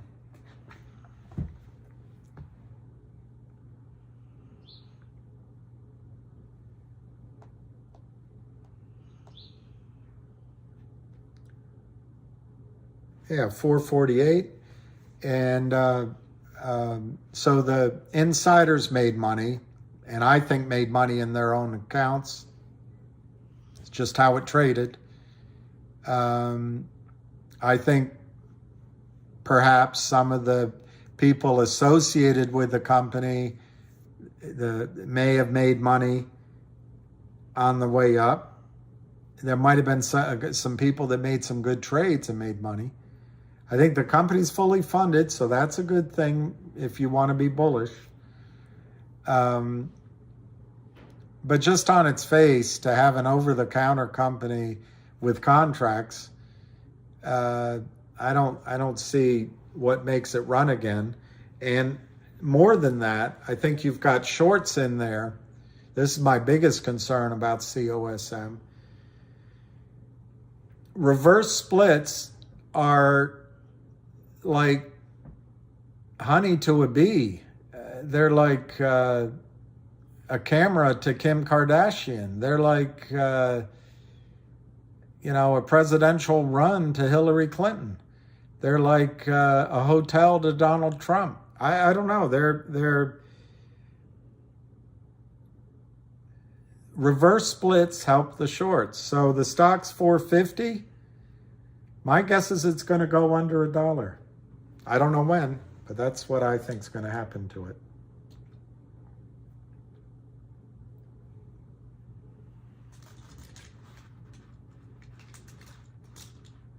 But don't listen to me. Don't listen to me. Don't listen to me on that. There may be other news. That guy Frank's put out that he's never seen a stock with hard asset value of, I forget what price he said. Was it $10 a share or $8 a share? Whatever he said, you can look it up. And that the stock's trading below that. Well, he includes in his hard asset value account receivables.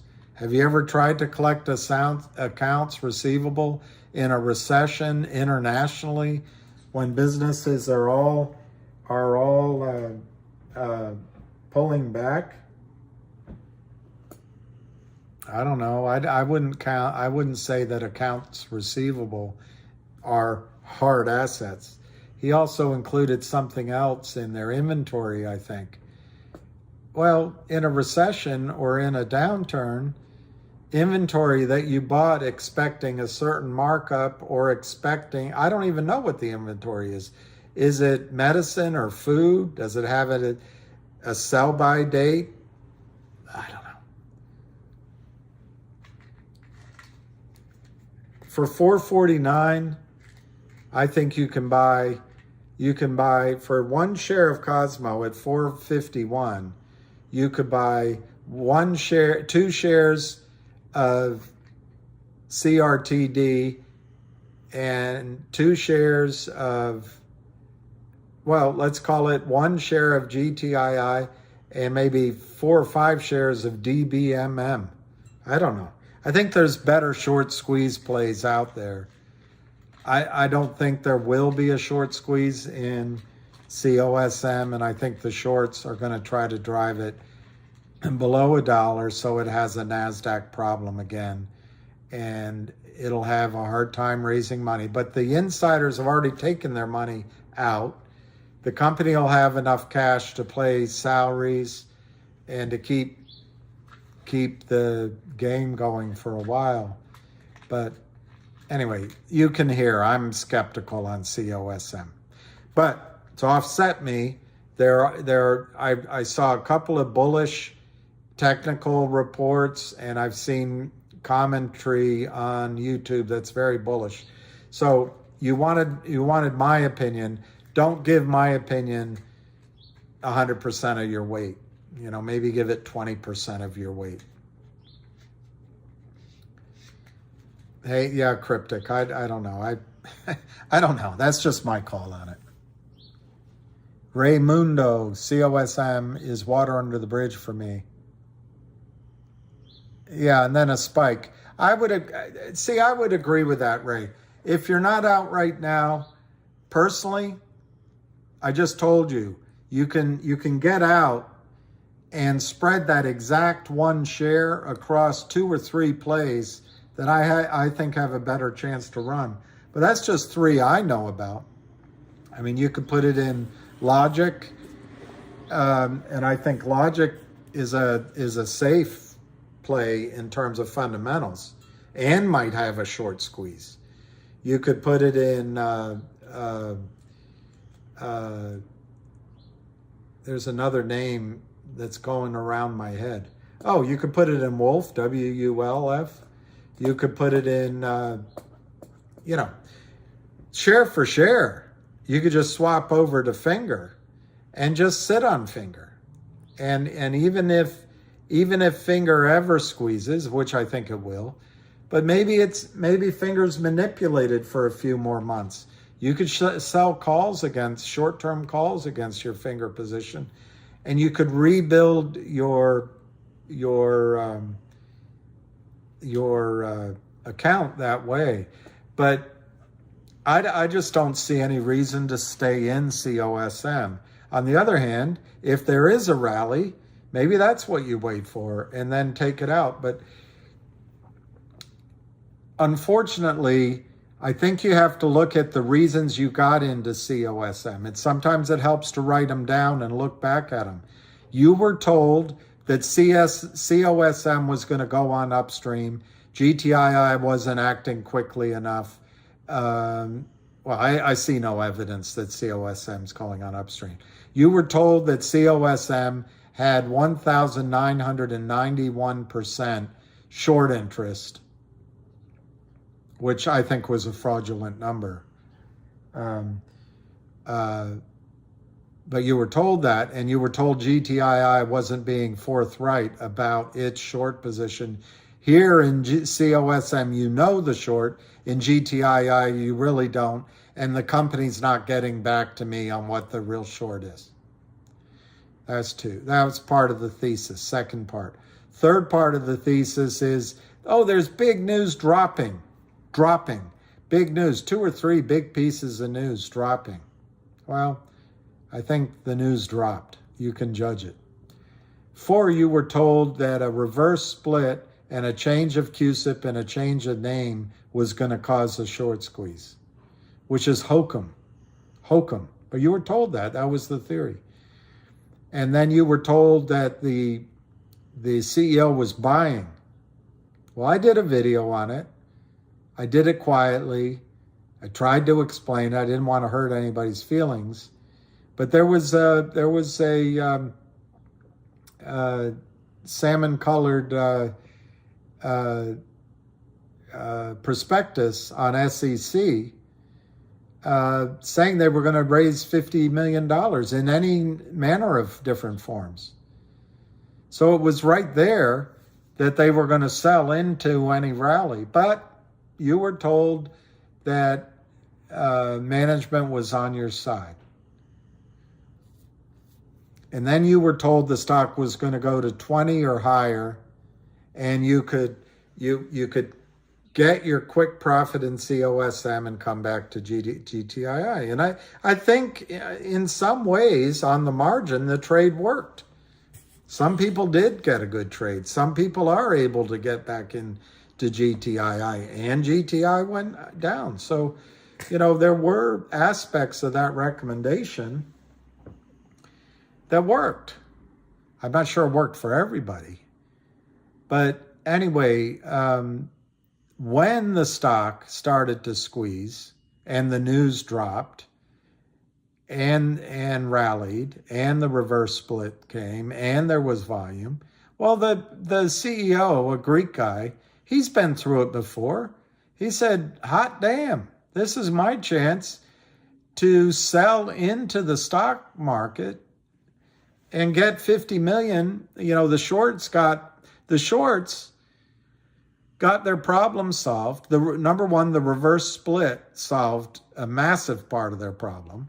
And then number two, Cosmo allowed them to give money to Cosmo for new shares at $11.50 a share, even though the shorts were shorting from $23, $24. And they gave them warrants. I'm not remembering the details, but I believe they did.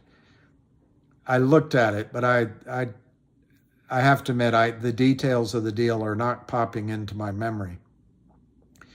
So the shorts are ready to go again, and now the shorts have a stock they can drive from $5 down below $1. So COSM helped out the shorts massively, whatever they told you. I think they set you up. I think the company, the investment relations guy, and others set you up in COSM. So anyway, the story was short squeeze, management's on your side, a big news dropping, all this. Well, now you're sitting at the beginning of your new year with a stock that you might have lost money in your account. And you've got to go through those reasons of that story. Is there going to be a short squeeze? Is management on my side? Is there going to be news, and I have no idea, that's going to change the trajectory of this stock price? Or is any news just going to cause a rally that the shorts can sell into? Have I been diluted? Have I been deluded? Have I been lied to? I don't know. Those are all things you gotta look at. But risk reward from $4.50 based on the washing machine that Frank Benedetto and associates put you through, whether it's intentional or not. It's almost worse if it were unintentional.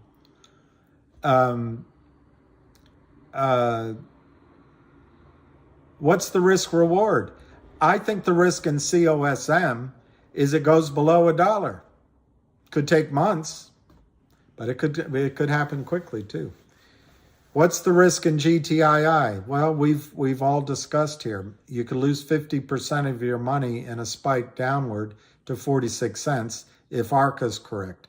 But is GTII going to go stay as a zombie? I don't think so. GTII is not going to issue stock to the short sellers. There's no IR guy going to lie to you with GTII.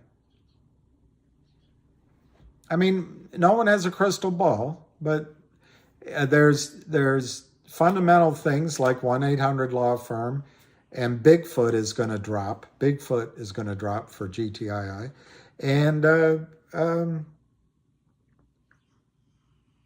Trento Mines could. I'd give it I would risk Trento Mines. I would say that's worth $10 to $15 a share, but I would risk it at 30%. So if I'm looking at it on a risk reward basis, fundamentally, I would say maybe $1 to $2 for a law firm. I don't know, it could be more. But I'm trying to, maybe $5 for Trento. And then you've got the Classroom Salon. They have cash. They've got a committed, maybe it should be committed, but they've got a committed management team. I would say $5, $6, $7, $8, $9 is your reasonable target on GTII, and your downside risk is maybe 40, 50 cents in the short run, if ARCA is correct.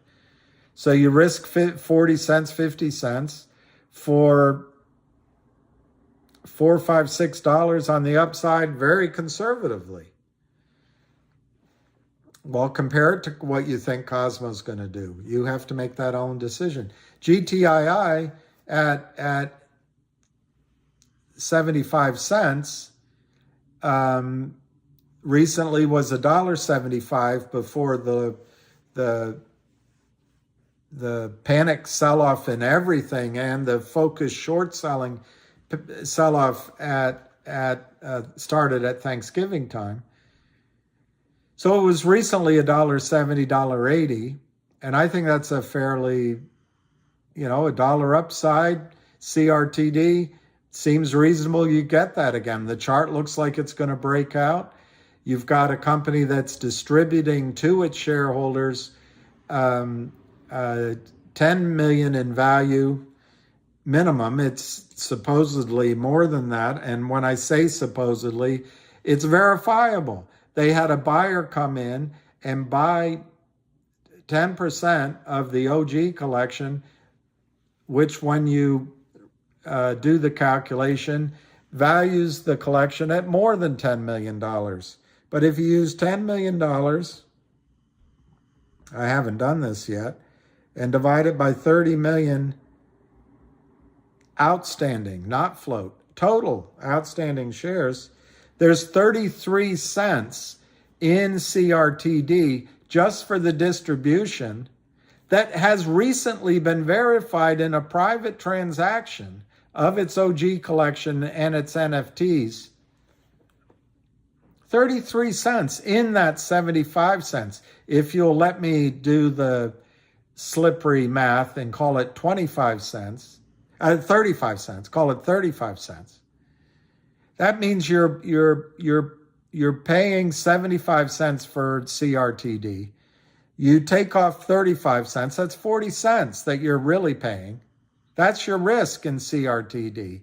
So on the 40 cents, can it go down by half? Yeah, 20 cents. So at 75 cents, this is how I'd look at it. Maybe you're risking 20 cents on CRTD. What's your upside? Well, I think recently it's traded as high as 180. Maybe you take that same 35 cents off because it's distributed, but you're getting it. So I don't know how you calculate that. Call it $1 to the upside reasonably.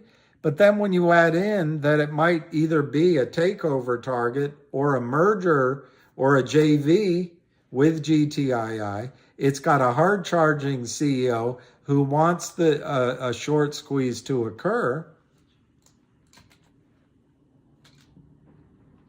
And if it becomes part of GTII, and GTII does have the 1-800 law firm soon, and Trento, and Classroom Salon, and a couple of the others, I don't know. You can look at the risk reward sort of fundamentally. I would say CRTD goes to $1.80, $2 all day long, and maybe gets into the 4, 5, 7 range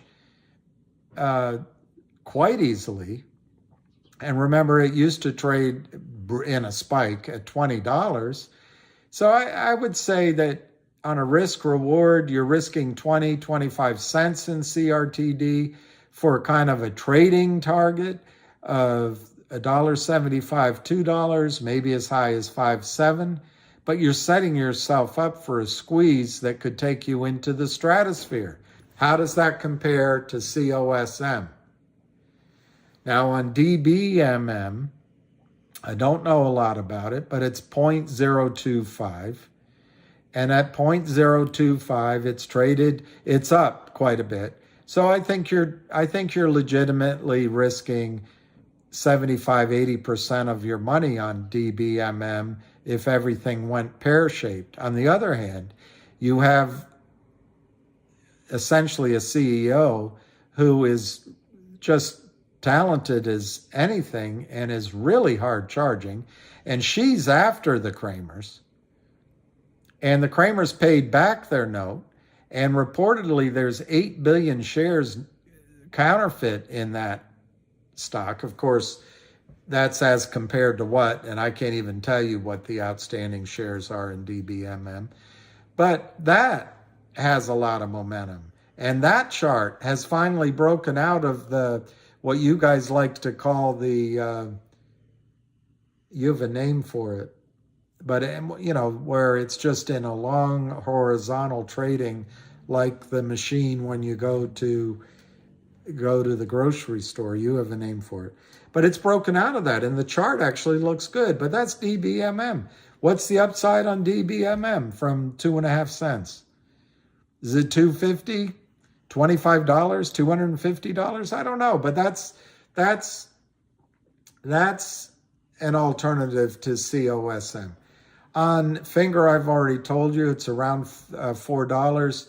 I think you've got to be aware with the halts and the puts and calls that they can drive that down. But I went through the revenue is just massively growing, and personally, I think in the long run, Finger's a $30 stock, $40 stock.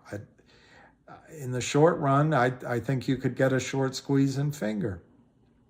And then, I've told you about Logic, which is trading, I don't even know where it's trading. But Logic is trading at 50 cents, and I think it's broken out. But Logic is going to do $100 million this year in revenue. And that's the projections they've announced. And they're beating their revenue projections. They announced that too for the fourth quarter. And they have a record date coming up. And just to keep the story simple, Logic's going to break into two parts. One of the parts is worth 50 cents out of the gate. The other part is worth $2.50, $3 out of the gate. And they're both adding merger candidates to their companies.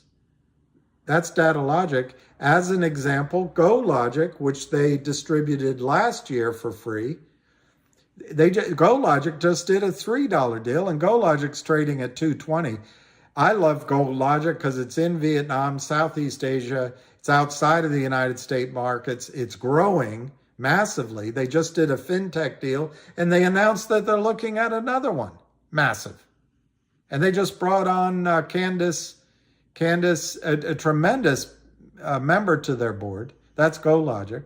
But Logic is LGIQ is about to distribute into two parts with a record date.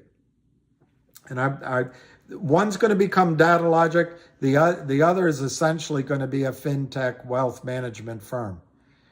But out of the gate, that's worth $2.50, $3, and I think as a combined, they can exit the year at $10. That's Logic. I don't know how many more companies I can give you here. I don't know a lot about CLNV as a trade, but what I'm saying to you is I think Cosmo shot its wad, to be impolite. And I think whether intentional or not, the Greek guy knew what he was doing. And I think the IR guy, if it weren't intentional, it's kind of frightening. And a couple of others, people made their money. And maybe it'll be shown at some point. But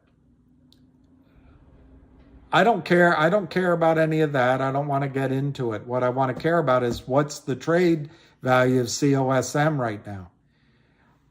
What does it go from 450? Does it go back to 10? It doubles? Does it? Or does it go down? It goes under 1? You can lose 75% of your money. Good news brings it up to 10 and the short starts selling it again. You could trade out at 10. Well, I don't know. You could wait for that. Right now, you could trade your one share of COSM. I gave you, I don't know, at least half a dozen alternatives that you can buy more than one share of. And I think see a better opportunity for a trade, better opportunity in 2 or 3 cases for long-term value creation, and you can take your tax loss in COSM.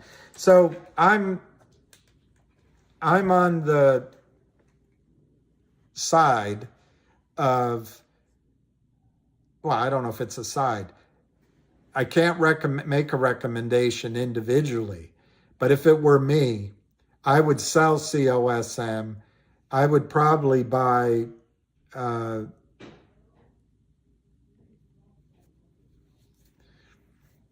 I don't know. I think I would go into Logic at 50 cents, CRTD at 75 cents, DBMM at 2.5 cents, and GTII at 90 cents. And I don't know if I left something out there. And I might use success in any one of those to, if you want to, after 30 days, 31 days from now, if any one of those four go up, I might use success to buy back into COSM if you really want to be in it. But if you take your losses, I don't know what you paid in COSM, you get at least a little benefit against your income tax. You can reduce your income by 3,000 of that loss. But if you have other gains, short-term gains, you can offset them completely. So you might get, I don't know your tax bracket, but you might get 30, 40% of your loss back as a write-off against gains elsewhere. And you get out of Cosmo now, COSM, you get it out of your head, and in 31 days, even if it goes up, you're in 3 or 4 or 5 other alternatives that have a better shot. This Go Logic at $2.10, it hasn't really even started trading yet. They just did a huge acquisition valued at $3 a share, but they're working on another that's 10 times larger. Now, it'll depend on their pricing, but they're in the vibrant Southeast Asian, specifically Vietnam, market. Do you want to be in a growing market or in Joe Biden's market? I don't know. I'm not trying to be political. So that's a long answer, but I would strongly recommend you sit down. You know, they would teach. My brother worked at McKinsey & Co. And they would teach him, when you go out to see clients, take a pad of paper. And, you're having a hard time making a decision. Let's look at the pros and the cons.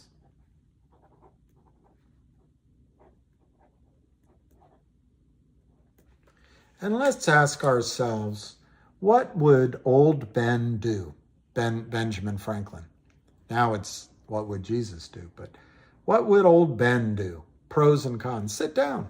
Try to give yourself risk reward of what you think Cosmo would do. And risk how likely it is. In a heartbeat, I would trade out $4.50 of Cosmo to own 4 different stocks that each could do better than Cosmo. Right now, for one share at Cosmo,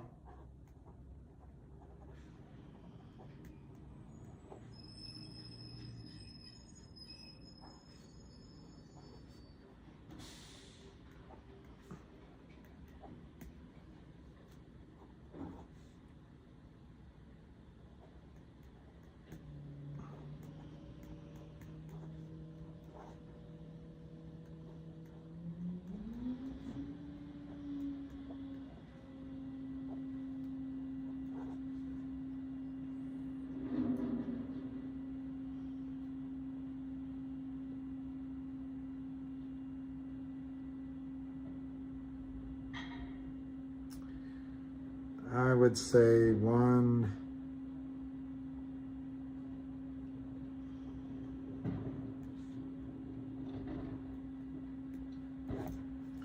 that's 253, see, still have $1 left. 152, 250. 150, 253. So you still have $1.50 left.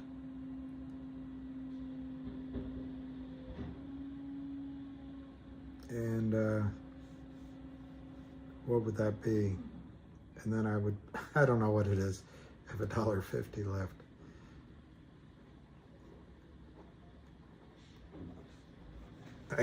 I can't do the, well, I guess I can.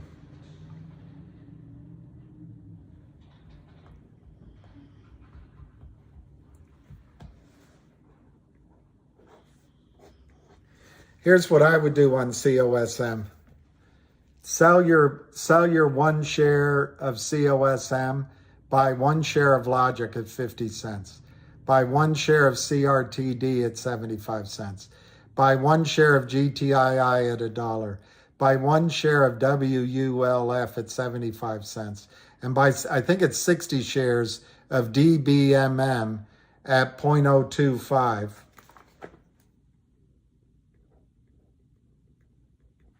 I think that equals $1.50. So you turn 1 share of Cosmo into 5 different positions. 5 different positions. I'll give you my short-term targets.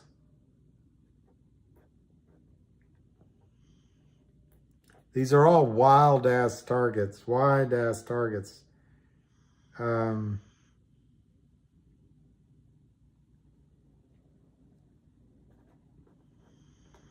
Conservative, ignoring a squeeze.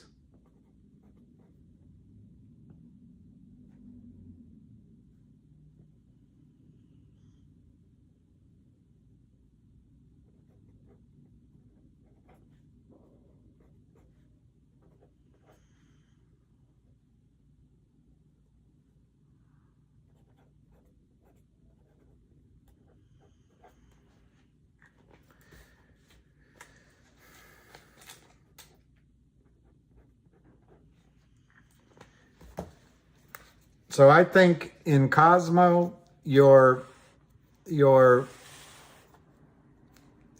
best guess is less than $1. Short term, I'd say less than 3 months.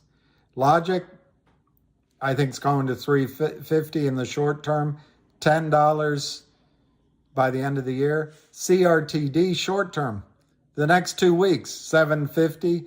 But that's without a squeeze. The squeeze could take it to hundreds of dollars. GTII, same number. Within, let's say, 2 to 6 weeks. 750 is possible. Squeeze, it could go to the moon. Wolf, I think, could go to $20 over the next 3 months. I'm not as certain about that. I don't know the whole story, and there's a major shorter in that. Squeeze could drive it up. DBMM short term, if there's pressure on the Kramers, 250, I think. These are all risk. These are all risk. But that's what I would do with 1 share of Cosmo. I'd turn it into, I'd say 80% here. I'd say 80. Actually, I'd go 90% odds here, 80% here. I'd say 75% here. I'd give that 50-50, and I'd give that to go to 250. I would give that 50-50 over the next, say, 2, 3, 4 months. I can't give personal advice. That's just educational, but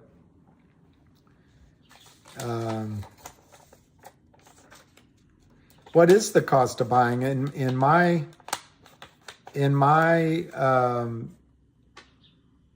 what would Ross Perot do? I know, Mark, if you sell Cosmo, go straight up. That's That's what happens to me when I sell or when I buy. It goes the wrong way. Anyway, I'll get off of Cosmo. But when I buy on E-Trade, it just costs $4 a trade.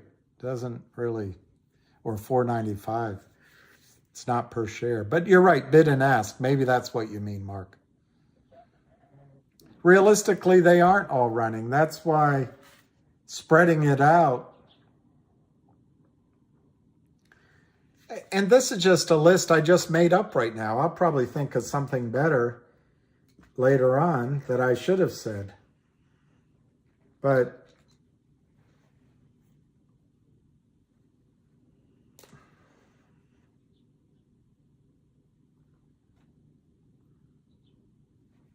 I don't have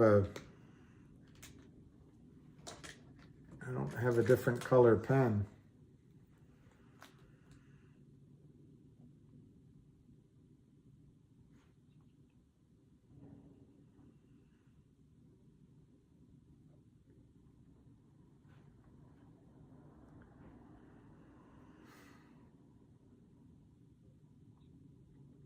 I don't know. I'm going to be really negative on that one.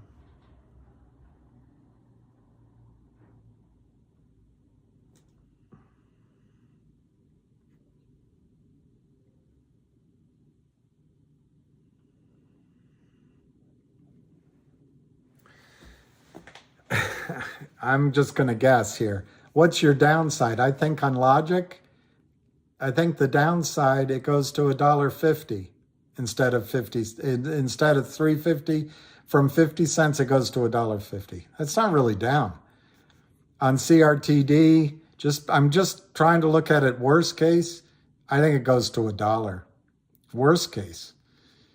GTII, because of what Arca said, I'm going to say worst case, it goes to 46 cents, 50 cents. I don't think it'll stay down there, but I'm trying to give you my risk side. Wolf, I think it goes to $2. Worst case. DBMM, I'm going to guess it goes to 5 cents. It doubles is your worst case. And Cosmo, I've already told you, I think the worst case is below $1. So yeah, you're right. It's not realistic that they'll all run. But these numbers I'm giving you are not the squeeze numbers. These are just kind of what could fundamentally happen. I just think you shouldn't be married to the name of one stock. You are in it to make money.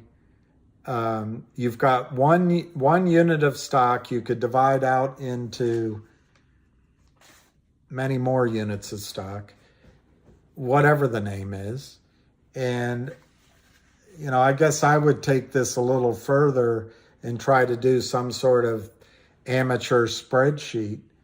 But I think holding on to COSM, maybe you can trade out for $1 or $2 or $3 profit. These others, I guess that'd be one thing to do. 15, 35, basically $45. These other 5 I just gave you, I think you could make 10 times your money from $4.50. I think you can make 10 times your money over the next 90 days, assuming you trade well and all of them go, ignoring the stock squeeze. So, and I've just shown you the risk on these 5 plays.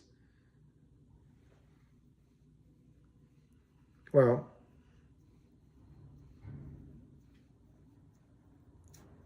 is upside, as far as I can tell. Anyway, that's enough on Cosmo.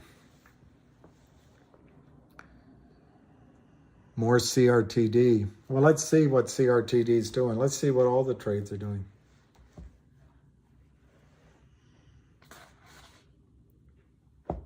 I'd rather my OTC feeds went up, my fees went up, back to paying commission per trade, than allowing this grifting to go on in the markets. CRTD, I'm gonna quit in 15 minutes, and then I guess I'll come on at 3, and hopefully Ham has a call. I don't know. If I don't expect any news, but if there's news, maybe I'll come on sooner. But CRTD's up 5 at 77 cents. Logic is 50 cents. I think you're going to get distributions worth $2.50 out of the gate. I think they're worth more. They're more closely worth $3.50 with so many acquisitions. It just seems. Anyway, COSM is 452.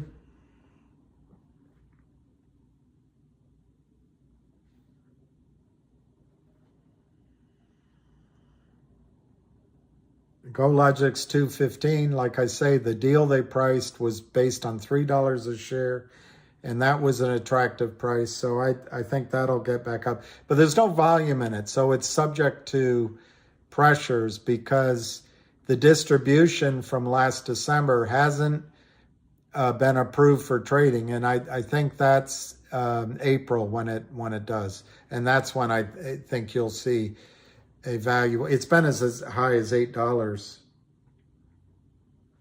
Okay, CLNV, not getting a quote, taking forever. 5.5 cents. GTII,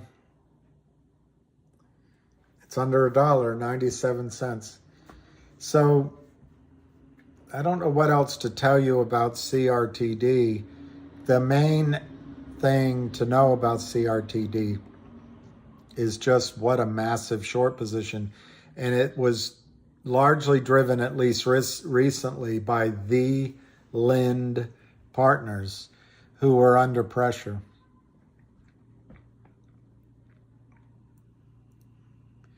Well, Barry Crouch, that happened to me too. It's valued at 0, but that value of 0 is, I mean, you got to use the information you have. Computers value on your statements. A human being doesn't do it. So computers go in using the CUSIP number, and they take the closing price.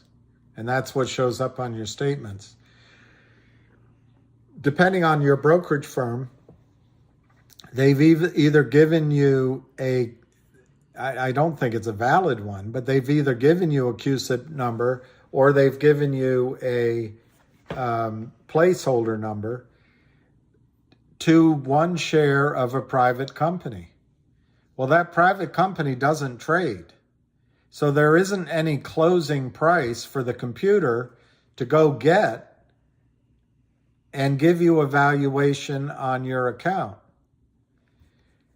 Now, MMTLP, unless it's now NextBridge, unless this gets into a legal morass that goes on and on for years, and NextBridge loses its leases because it can't raise any money. I don't think that's going to happen, but you got to be aware that's a risk when legal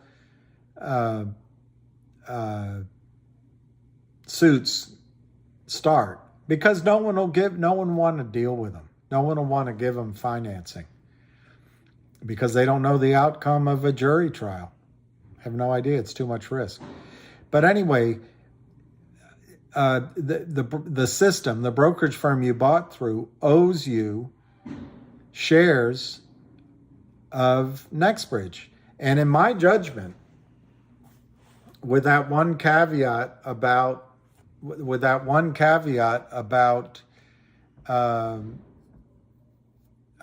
lawsuits, NextBridge is worth $100 a share right now.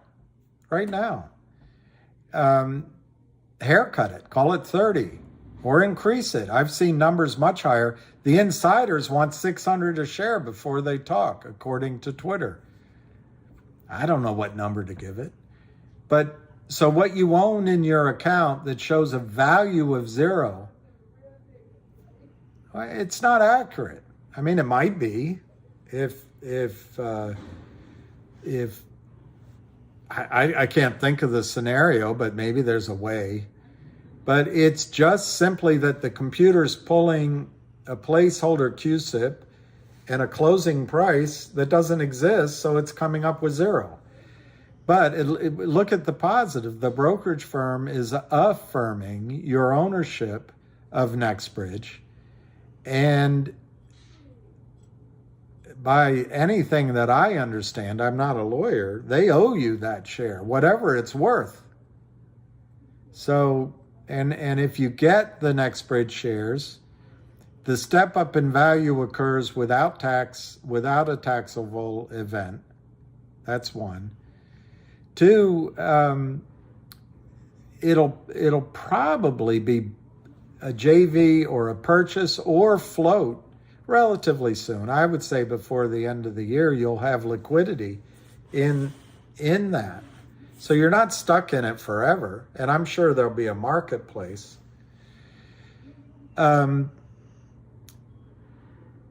Other solutions might happen beforehand. The idea that the market might start trading. You might get gray market offers, and you just want your money back so you can get back to trading. There might be other liquidity events. I think the street wants to get it off their books quickly, so I think you're going to see other liquidity events. The final thing I'll tell you, I don't know if you were on the call with Ham and on the space call that he and I both went on, keep a journal. If your money is tied up in MMTLP and you feel like you're not able to make the trades you want, I don't know what your trading pattern is, but do your daily trades. And frankly, if it's trades that's, you were on a losing streak and now you're on a winning streak, it's not up for them to tell. It's your journal. Keep your journal. And if this goes to legal, say, look, this tied up my trading capital, and I could have traded, I don't know, Tesla. I could have bought it at 101. It's 109. I'd get out there. And I don't know, Cosmo, I had a chance to buy it at 250 on that Friday, and it went to 2025. I would have gotten out. It was my plan. I don't know. Keep your journal. They owe it to you. If in a lawsuit, it can be shown that because they stopped trading and the brokerage firm stopped trading and a settlement comes, there can be a claim that you can get your trading profits back. So I know it's annoying that it says 0 on your account. It says it on my account. But there's ways that you can realize that you're going to make money, and there's ways by keeping a journal that you can make sure in a lawsuit settlement that you're entitled to something over and above what the settlement is for the shares. I continue to think the best settlement would be a massive payout to NextBridge in return for their shares. You get shares plus you get a cash distribution. But one thing I think you could probably do, go out on Twitter and offer your shares in a private transaction for what you paid for them. You might be surprised how many people would enter into a contract with you to buy your shares for what you paid for them. You can get your money back.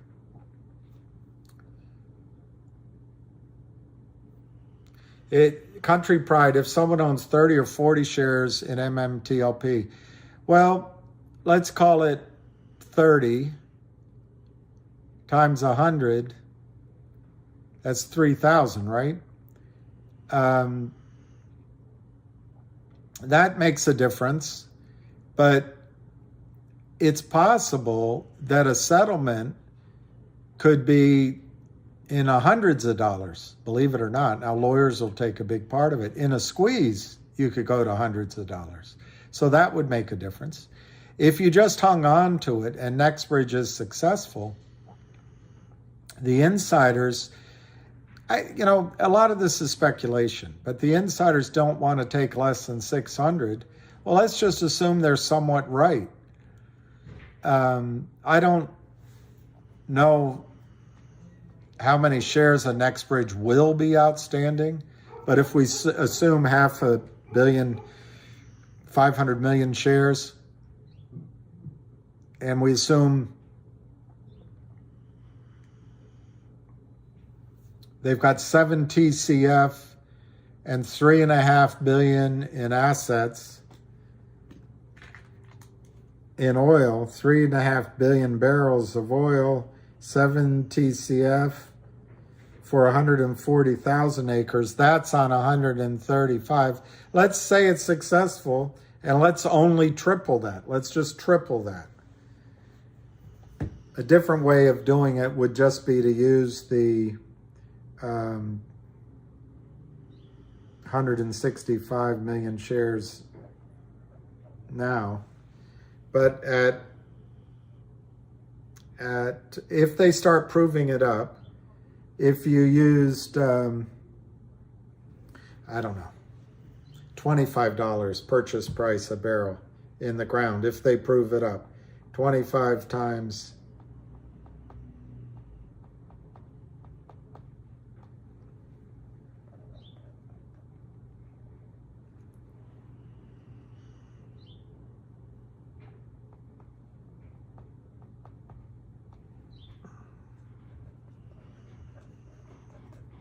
and the natural gas, I'd say 7 TCF.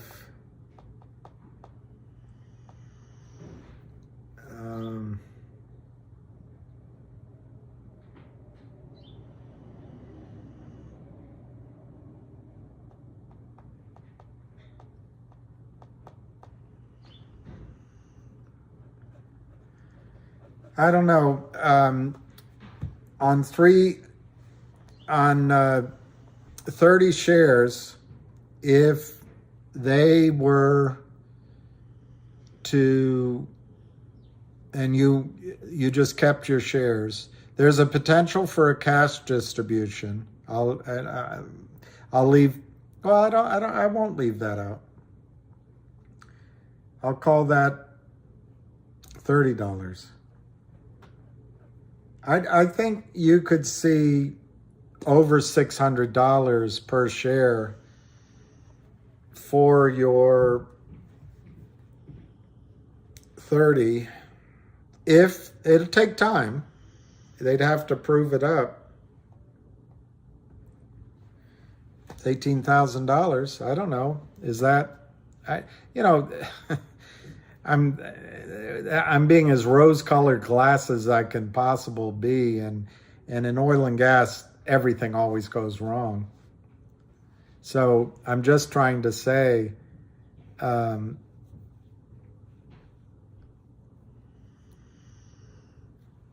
more like 4 to 6 billion barrels just for just oil. Yeah.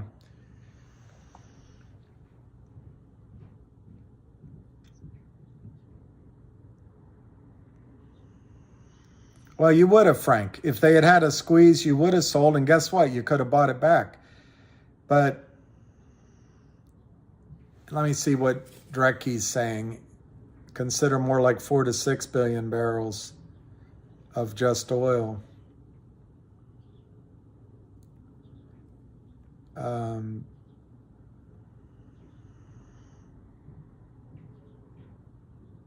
Yeah, rough and rugged draw. I'm looking for GTII to go down before you get back in. Barry Crouch, I just want 30. It just switched from MMT to NextBridge. I know the lawyers are, I don't want it. Oh, here's Richard K. With the new year, do you feel FINRA will drive a corporate action to resolve MMTP, or will they push to the players to cut the deal? I kind of,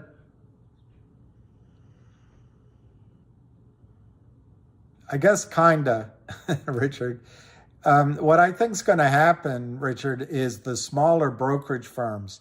I forget the number. You guys said it on the space call. I know they had a list of 109 broker dealers, but that was only partial list that were in it.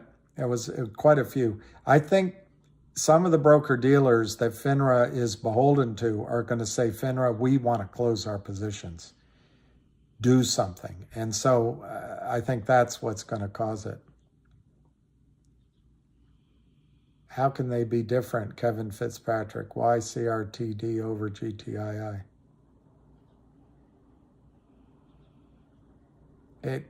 It can't be minus 5,000. Let me think about that. That doesn't make sense, Kevin Fitzpatrick.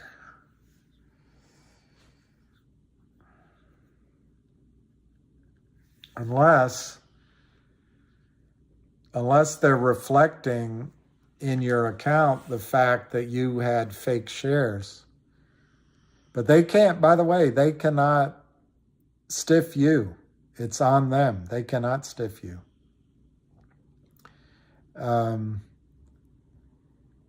So Richard K., I think FINRA's going to be under massive pressure from many of the brokers with smaller positions to fix this problem.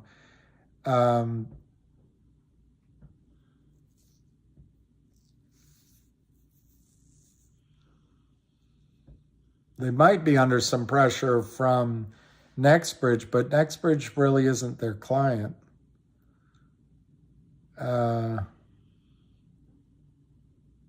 We're really not their client. It's the broker-dealers, prime brokers. I guess our brokers are, but anyway, I think the pressure is going to come on FINRA from broker-dealers to get it resolved.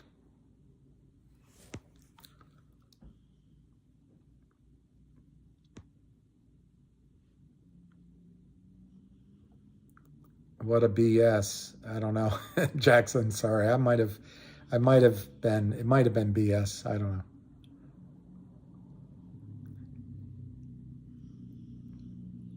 know. Sell your MMTLP on eBay. Maybe do it on DoorDash. Woody, cryptic trader, see Ryland Brunson Applegate case on the election. Oh, that'd be interesting. I agree with you, Drecky. I think it's worth a lot.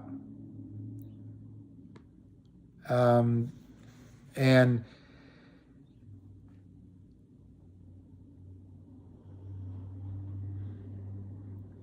well, Drecky, one of the risks is, because I happen to agree with you, I think as long as NextBridge doesn't get frozen, in other words, doesn't have access to capital, the risk is to the brokerage firms that the value per share just skyrockets.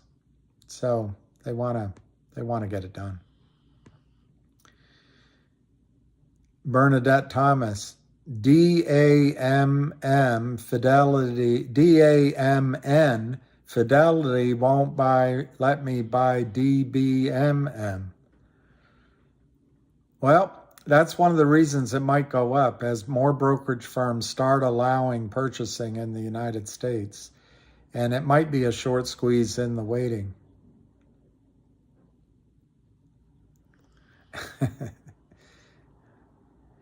Foie gras. No, I don't. I'm not going to. I get gout now, so I can't eat. I have to be careful. But it was excellent last night.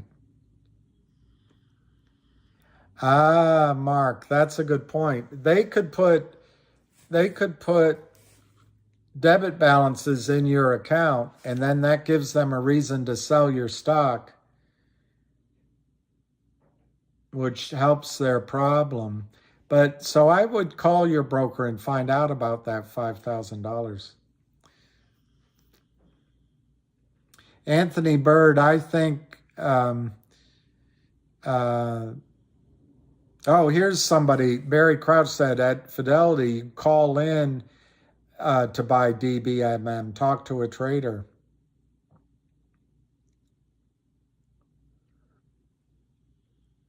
Oh, P-Man, I didn't see that release.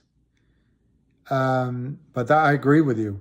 Direct, either way, any litigious resolution should not end up lower than 500, 600 after the attorneys. I happen to agree with you. That's why I started in my video a while ago with $400 so the lawyers could get 100 or 50. BKKD. I don't know, Liverpool. Chelsea. BKKT. I don't know. Let me try to look that up. I don't know. No, never seen anything O'Shea with MMTLP. I've never seen financial news not covering. I think news doesn't cover,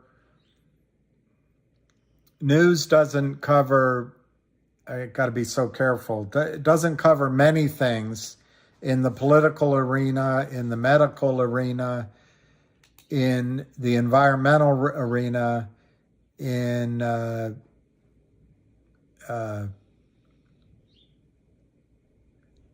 war arena, in Japanese power plant arena, in the food we eat, in the what we import, for example, from Japan. They don't even report very well.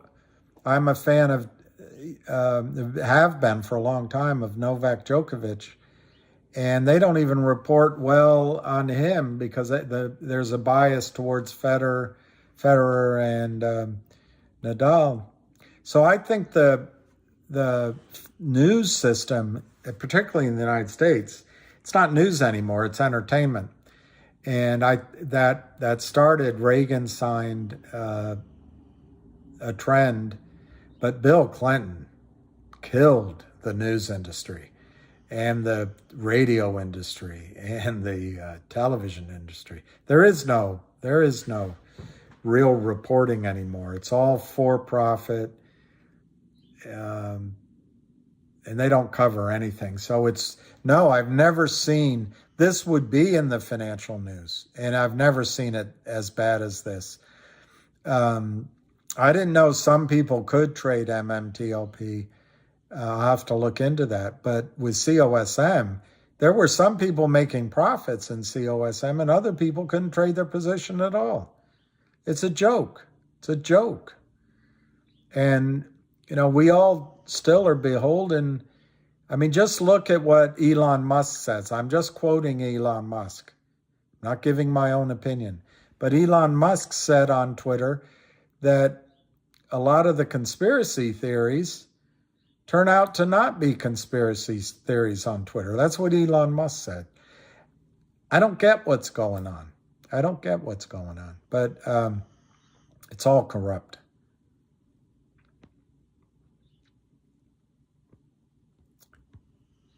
Hey, Ange. They can't touch the cash account. That's true. It is illegal.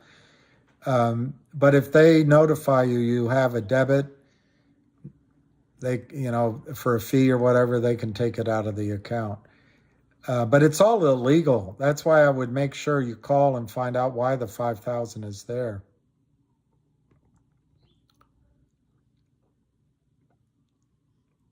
There's never, O'Shea, I've never seen anything like MMTLP.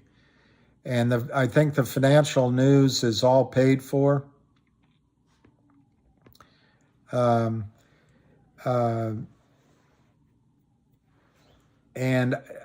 I don't think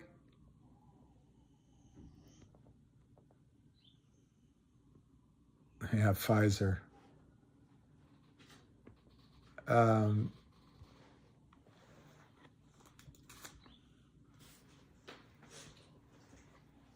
If you, what's this? If you were in GTI for years and owned a ton of shares, wouldn't a high of 9 be a big sell?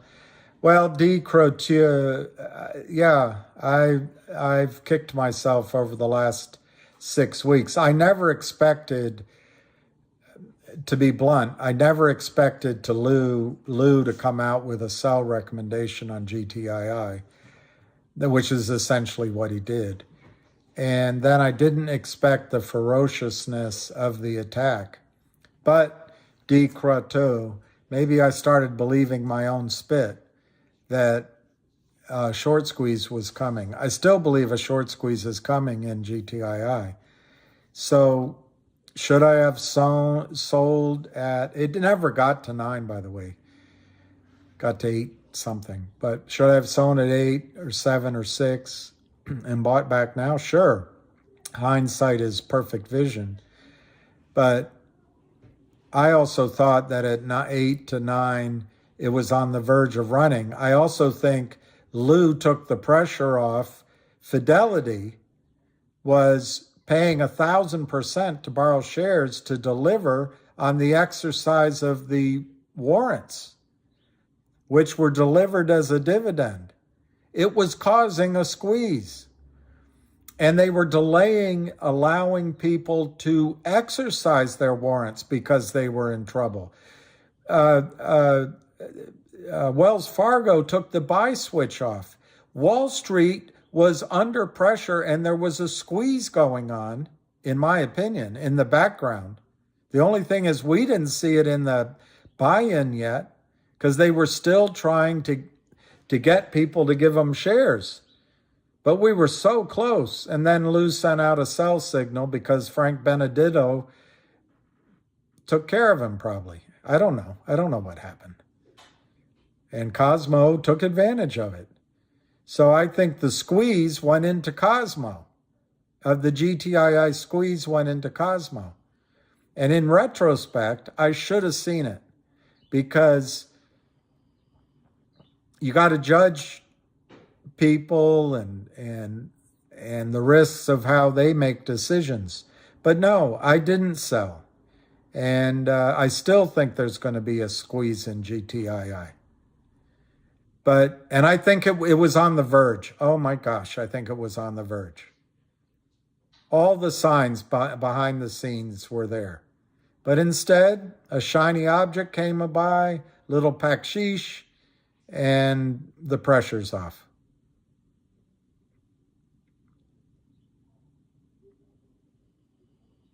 Anthony Bird, I don't know what's going to take it to stop.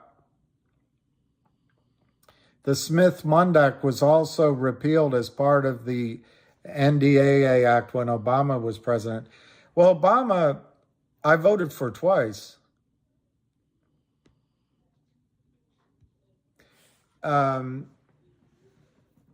He came out,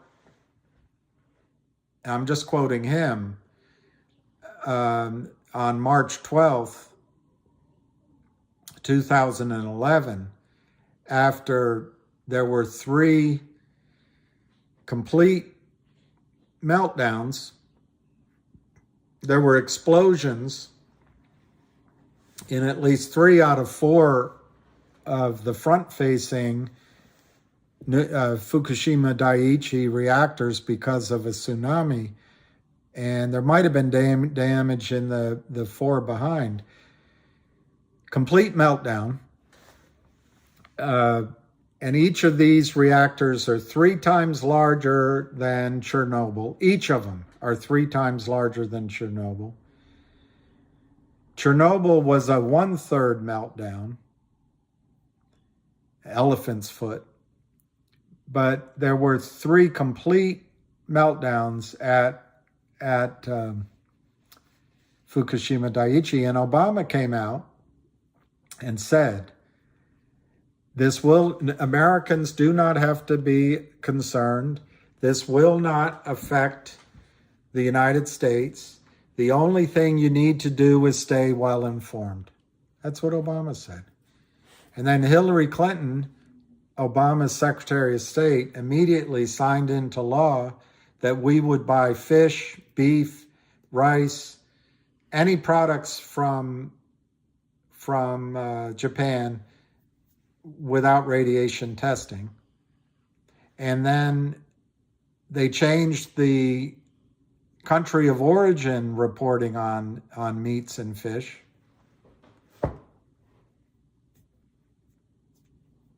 And these are the Democrats, because as we know, Trump is odious.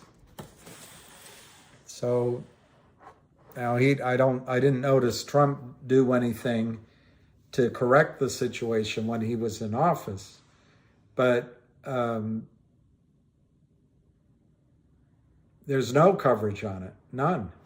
So it's really discouraging. Let me go back and ask O'Shea. Yes, O'Shea. And somebody offered for me to be on Kevin. I have to look it up. I'm having a brain freeze. But Fukushima Daiichi is leaking 300 to 400 tons a day. It's as if 300 radioactive elephants are thrown into the Pacific Ocean every day. That's even what they report. There's a stream of water that runs underneath the Fukushima Daiichi plant. And so as these coriums sink, the water is running by them and getting contaminated. They filtered in these big tanks, but they ran out of space. Depending on the news source, the Japanese dumped that water into the Pacific Ocean, or they're about to. Tuna, which you love to eat at sashimi and sushi, tuna can course the world's oceans. One tuna can eat all over the place. I've stopped eating. I love sushi. I've stopped eating it, except every now and then I'll have sushi, salmon out of the Atlantic Ocean. But I don't know if it's any safer. I think it is, but I'm not sure it's any safer. But that's 400 tons a day. The other thing they're doing at Fukushima is they're pouring the seawater on top of each of these corium, and the seawater evaporates, gets up in the troposphere. It takes 3-4 days to get over to the United States, another day to get to Europe. It's going around the Northern Hemisphere. And these are elements that have never even been beneath the atmosphere before. We have this wonderful atmosphere and magnetic shield that protects us from radiation from the sun. But our bodies, we can't smell it, we can't see it, and when it's in our body, we can't feel it. Well, Ahmed, wild-caught salmon I like, but tropical, I agree. But the wild salmon from the United States mostly comes from Africa. And that's where the stream goes from Japan. And it's so sad. I know farm-raised salmon is really bad. I know.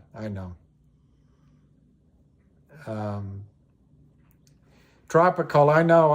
I worry about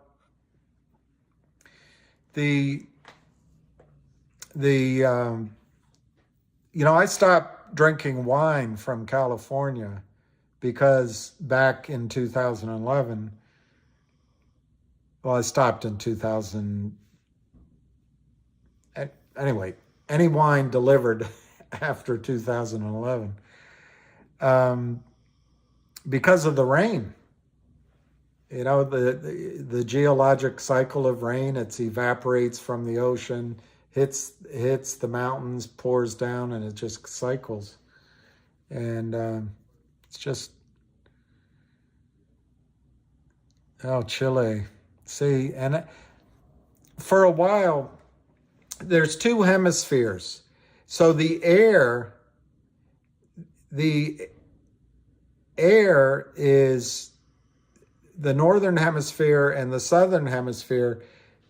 What happens up in the north doesn't get into the atmosphere in the south. And that's one reason I think there'll be a migration to Argentina, Bolivia, Brazil, Uruguay, of Japanese. I actually, now you're all gonna say, this guy's a lunatic. But I actually think that eventually Tokyo will be abandoned by the Japanese. And that's 30, 40 million people that have to live somewhere. It's really serious stuff.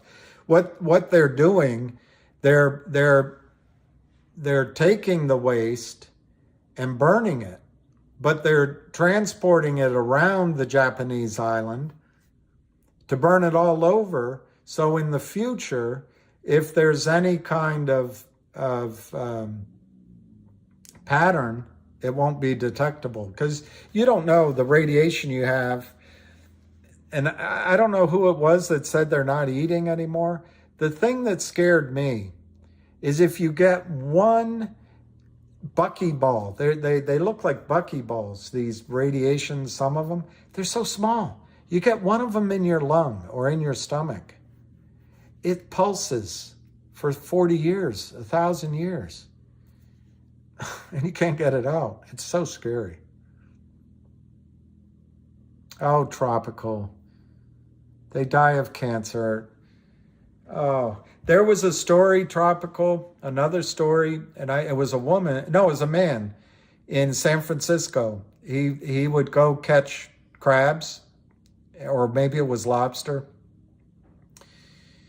And he did it, and it was right after the accident, like a month or a week or something, or maybe longer. I don't remember but it was a few years ago.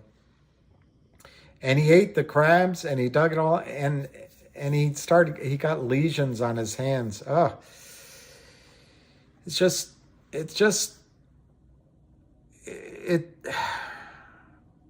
tell you what, O'Shea and tropical. If somebody has to come help us on all that, somebody has to come change the dynamic, the physics of the planet to save the planet. I think we need supernatural help. But anyway, it's depressing. One of my goals, if I can create enough cash flow, I often thought, and I'm exposing, I hope I'm not taking the power of the thought, but I'd like to establish an office either here in DC, but somewhere where there's policy players, where I'm raising money for, let's say, oil and gas deals. But I also, as people come in to visit me, there's a studio. I can have books on Fukushima Daiichi and have books. And one of the people need to understand the planet is not trying to support life. Well, Drecky, you've probably heard. Yeah, that's right, O'Shea. Drecky, you've probably heard the term Gaia.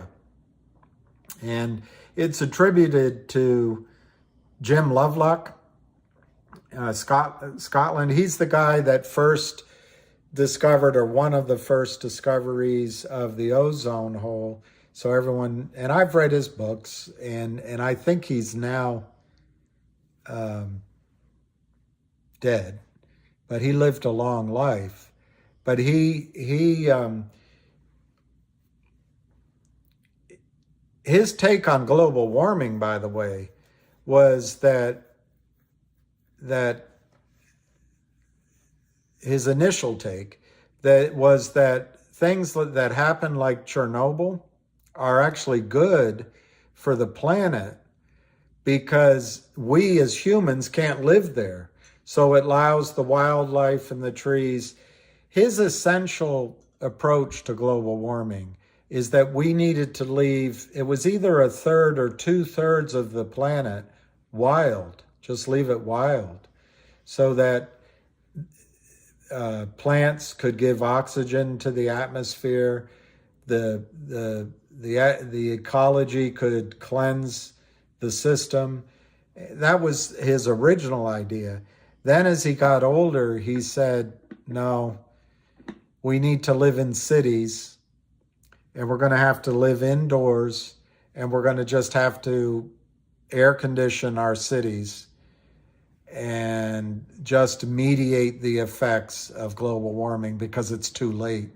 And he was always an optimist. He was always an optimist. But he came up with this idea of Gaia Drecki. And Gaia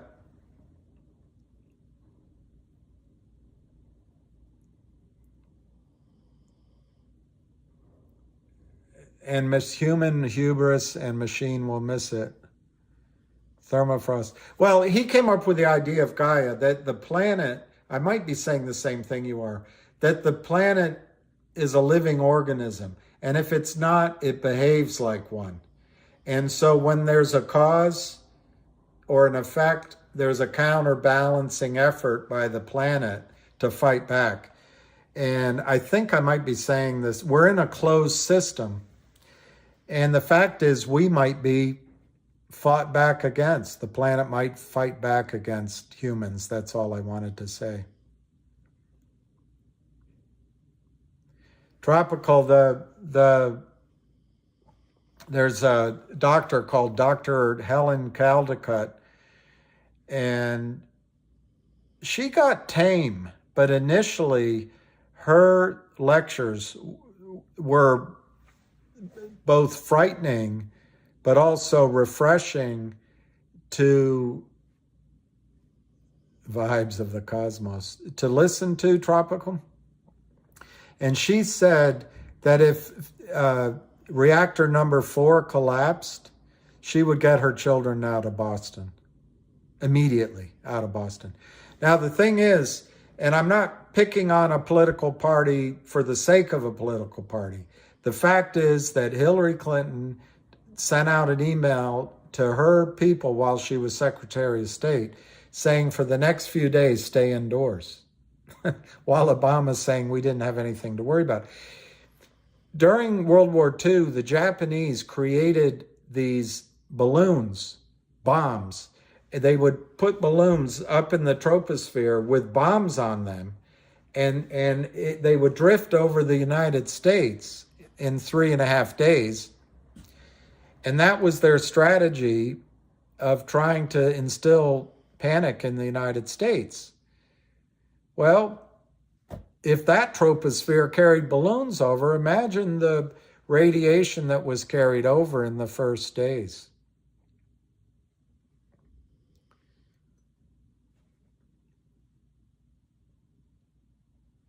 All right, Woody. I wish I knew more about that.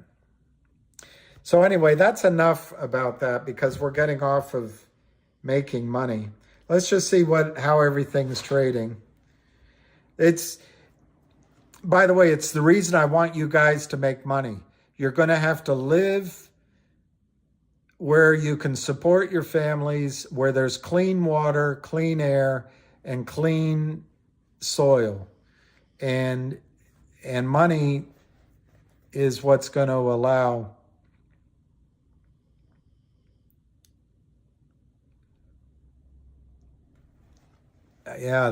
lobsters aren't good to eat. And then Helen Caldicott talked about how our DNA is going to be affected by this. she always says the solution to pollution is not dilution when it comes to radioactive waste. The solution to pollution is not dilution if it's radioactive waste. Because we eat as, look, the plankton is the beginning of our food chain. And you see whales dying, you see sharks dying. Sharks are coming to eat people. Why? Is it because there's no fish out there anymore? Hurricanes are stronger than they were. Is it climate change? Yeah, maybe. But could it also be that the radiation in the oceans, which is energy, are heating the oceans? It's frightening stuff. The stream does go to the West Coast. And that's right, O'Shea. Eric, somehow I got off on Fukushima Daiichi, and it's 1 o'clock. I'm going to go to lunch and take a break for lunch and then come back in the afternoon. But let's see, GTII is 98 cents. CLNV is 0.0532, down 0.01.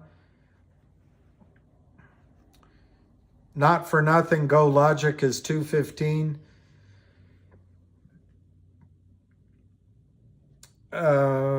COSM, because we talked about it, is 442, down 18.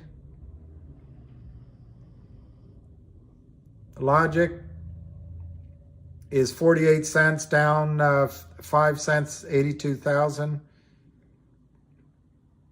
CRTD is 79.9, up 8 cents on 626,000 shares.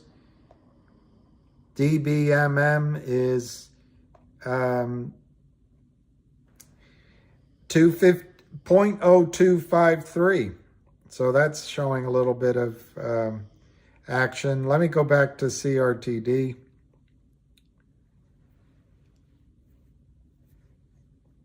Well, tropical.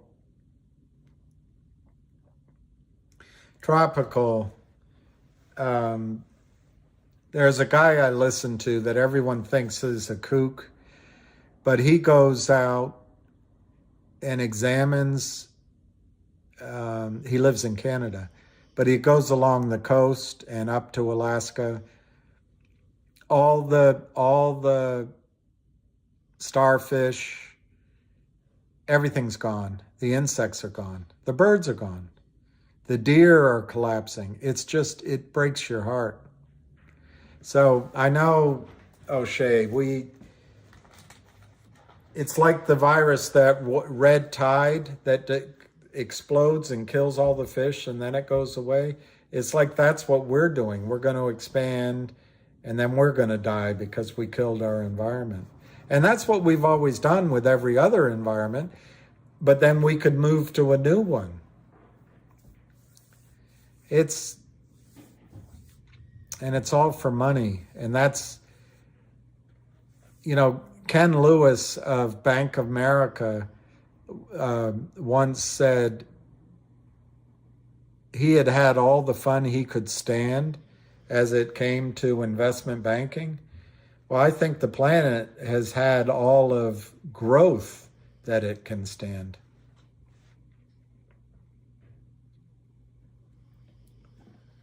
So it's, I think we can get through it though. But we've got to change our attitude. And we're going to need filters, water filters, air filters.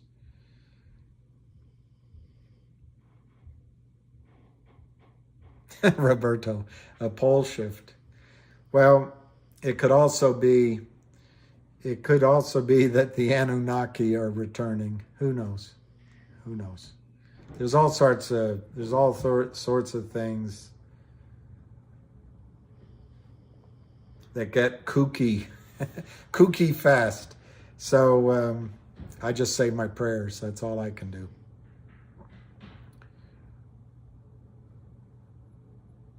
Well, Drecky, there's so much evidence. I love it, Richard K. The planet has been polluted with counterfeit MMTLP shares. I love it.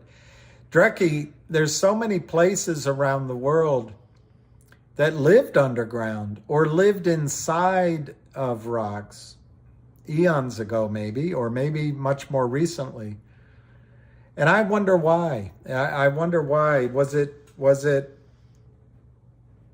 you know, this guy, Sitchin thinks that there was the Anunnaki came and he studied ancient Sumerian texts. He wrote 12 or 13 or 14 books. I read 3 of them. There's people that say he's full of baloney too, but he thinks there was a nuclear war, an ill wind that drove the Anunnaki off of the planet. And that's what, but anyway, if any of that may be true, maybe that's why people lived underground. The other thing I wonder about, we take for granted how calm our climate is. What if people used to have to live underground and in these big structures because the wind was constantly blowing at 150 miles per hour? I don't know. I love it. Hightown Chops. 200 more GTII and the flood. I know. That's a different guy to listen to. Graham Hancock believes that, and by the way, we're in it as we're speaking right now, but believes that I forget his number of years, 3,200, 3,600, the Earth goes through this comet period, stream. So basically every October, November, and the opposite, every 6 months, we're subject to a shower of comets. And that back before, what caused Noah's flood and what caused the destruction of a civilization that he says we have, whatever that word is for not having memory, that overnight the seas rose 400 feet, destroying a worldwide civilization because comets hit the North American and European ice sheets. And in the matter of weeks or a couple of months, the seas rose. And there's a guy out of America, and his name is, Colonel. I can't think of his name right now. He's really interesting too. I'll think of it as I'm talking. But he thinks the Grand Canyon and a lot of the West, the far West, was formed in a matter of weeks by rushing waters. So Randall Carson, I think. I'm fascinated by that. And there's a guy I've told you about out of South Africa, Michael Tellinger, who's a mix. I think he thinks there were Anunnaki. Graham Hancock doesn't. But the idea of Anunnaki is they came here for gold. And but anyway, if there were a civilization pre-flood that used energy, I'd love to find out what that is. Michael Tellinger thinks it might be sound, and the magnetic core of the magnetic energy of the Earth. Anyway, I'd be fascinated to find out what energy previous civilizations used instead of coal and oil and gas. Wow, Drecky.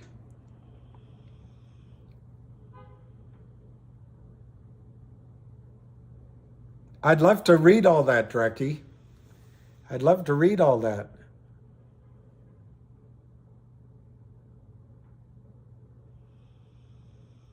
That's right, Woody. There were giants in those days. I don't know exactly what the firmament means. I always try to figure out what the firmament is, but I don't know.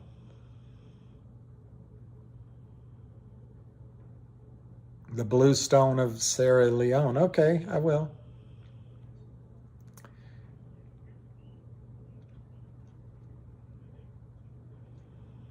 Why is the sky blue?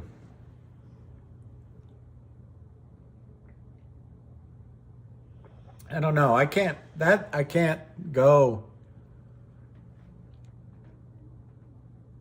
Wow.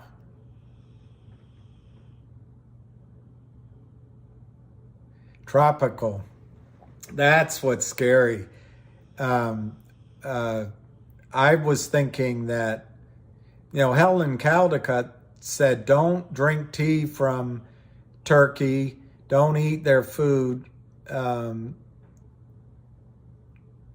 All right, I'll look up. God, this is a lot of stuff. I thought I was kooky, but now this is getting beyond my level of understanding. But anyway, Helen Caldicott said that the fallout from Chernobyl, there's parts of Europe you shouldn't eat any of the food from. And so I was reading about what was dumped off the coast of Italy and off the coasts of England. And then Russia does it. And I thought, well, we don't do that in the United States. Oh my gosh. The United States did it on a scale. So all we can do is move forward from here and try to save the environment that we have. All right, I got to go to lunch.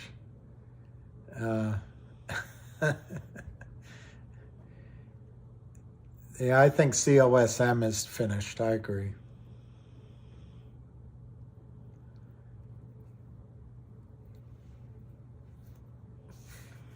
The firmament. Well, I'm skeptical on the firmament, but on the other hand, I'm sure a lot of the things I just said for the last half hour sounded pretty kooky.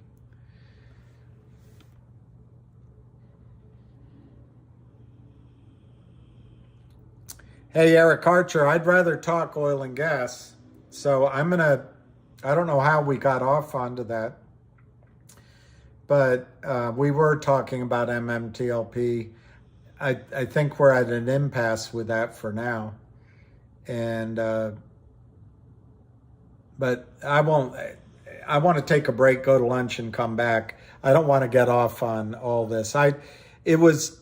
Eric, what happened, someone asked about the media, and I used the example of Fukushima, and my fault, it bled into a lot of other things. But I don't think there'll be a ham call at 2 o'clock. There might be one at 3:30. So what I'm going to do is go get lunch and come back. It's 1:13. I'm going to give it 2 more minutes. And Eric Archer, I apologize, jumping in on something that didn't make sense.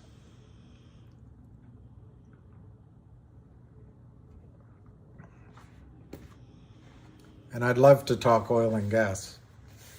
Absolutely love it.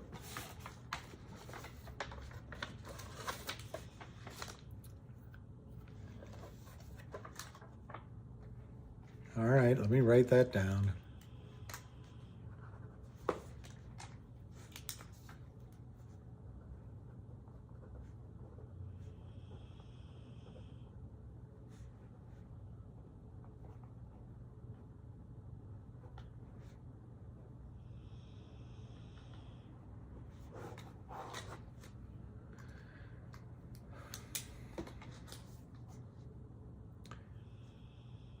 No, hey, Ivory Scarbo, no. 1:13 is the time. I'm going to give it one more. CRTD is 79 cents. GTII is 98.5.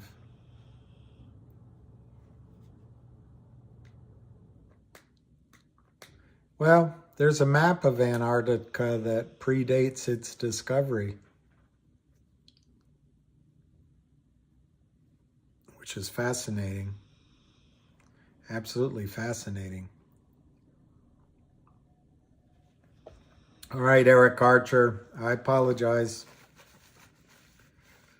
I feel bereft without you.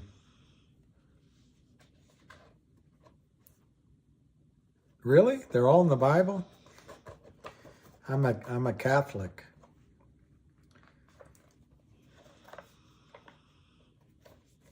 Well, all we can do is what's in front of us each day.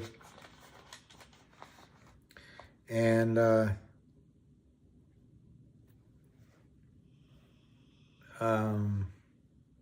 me just see, CRTD is 79 cents. I just want to, before I go, I want to check the prices. GTII is 98.5. Okay, I'm gonna boogie yogi, get something to eat, and we'll talk later. And Eric Archer, next time it'll be strictly oil and gas. When can we expect news on MMTLP? I don't know that you can expect it. I think the whole system is digesting what's going on. And while the lawyers do their analysis, I think it's going to come that they have to settle. So anyway, we can talk about it after. All right. Talk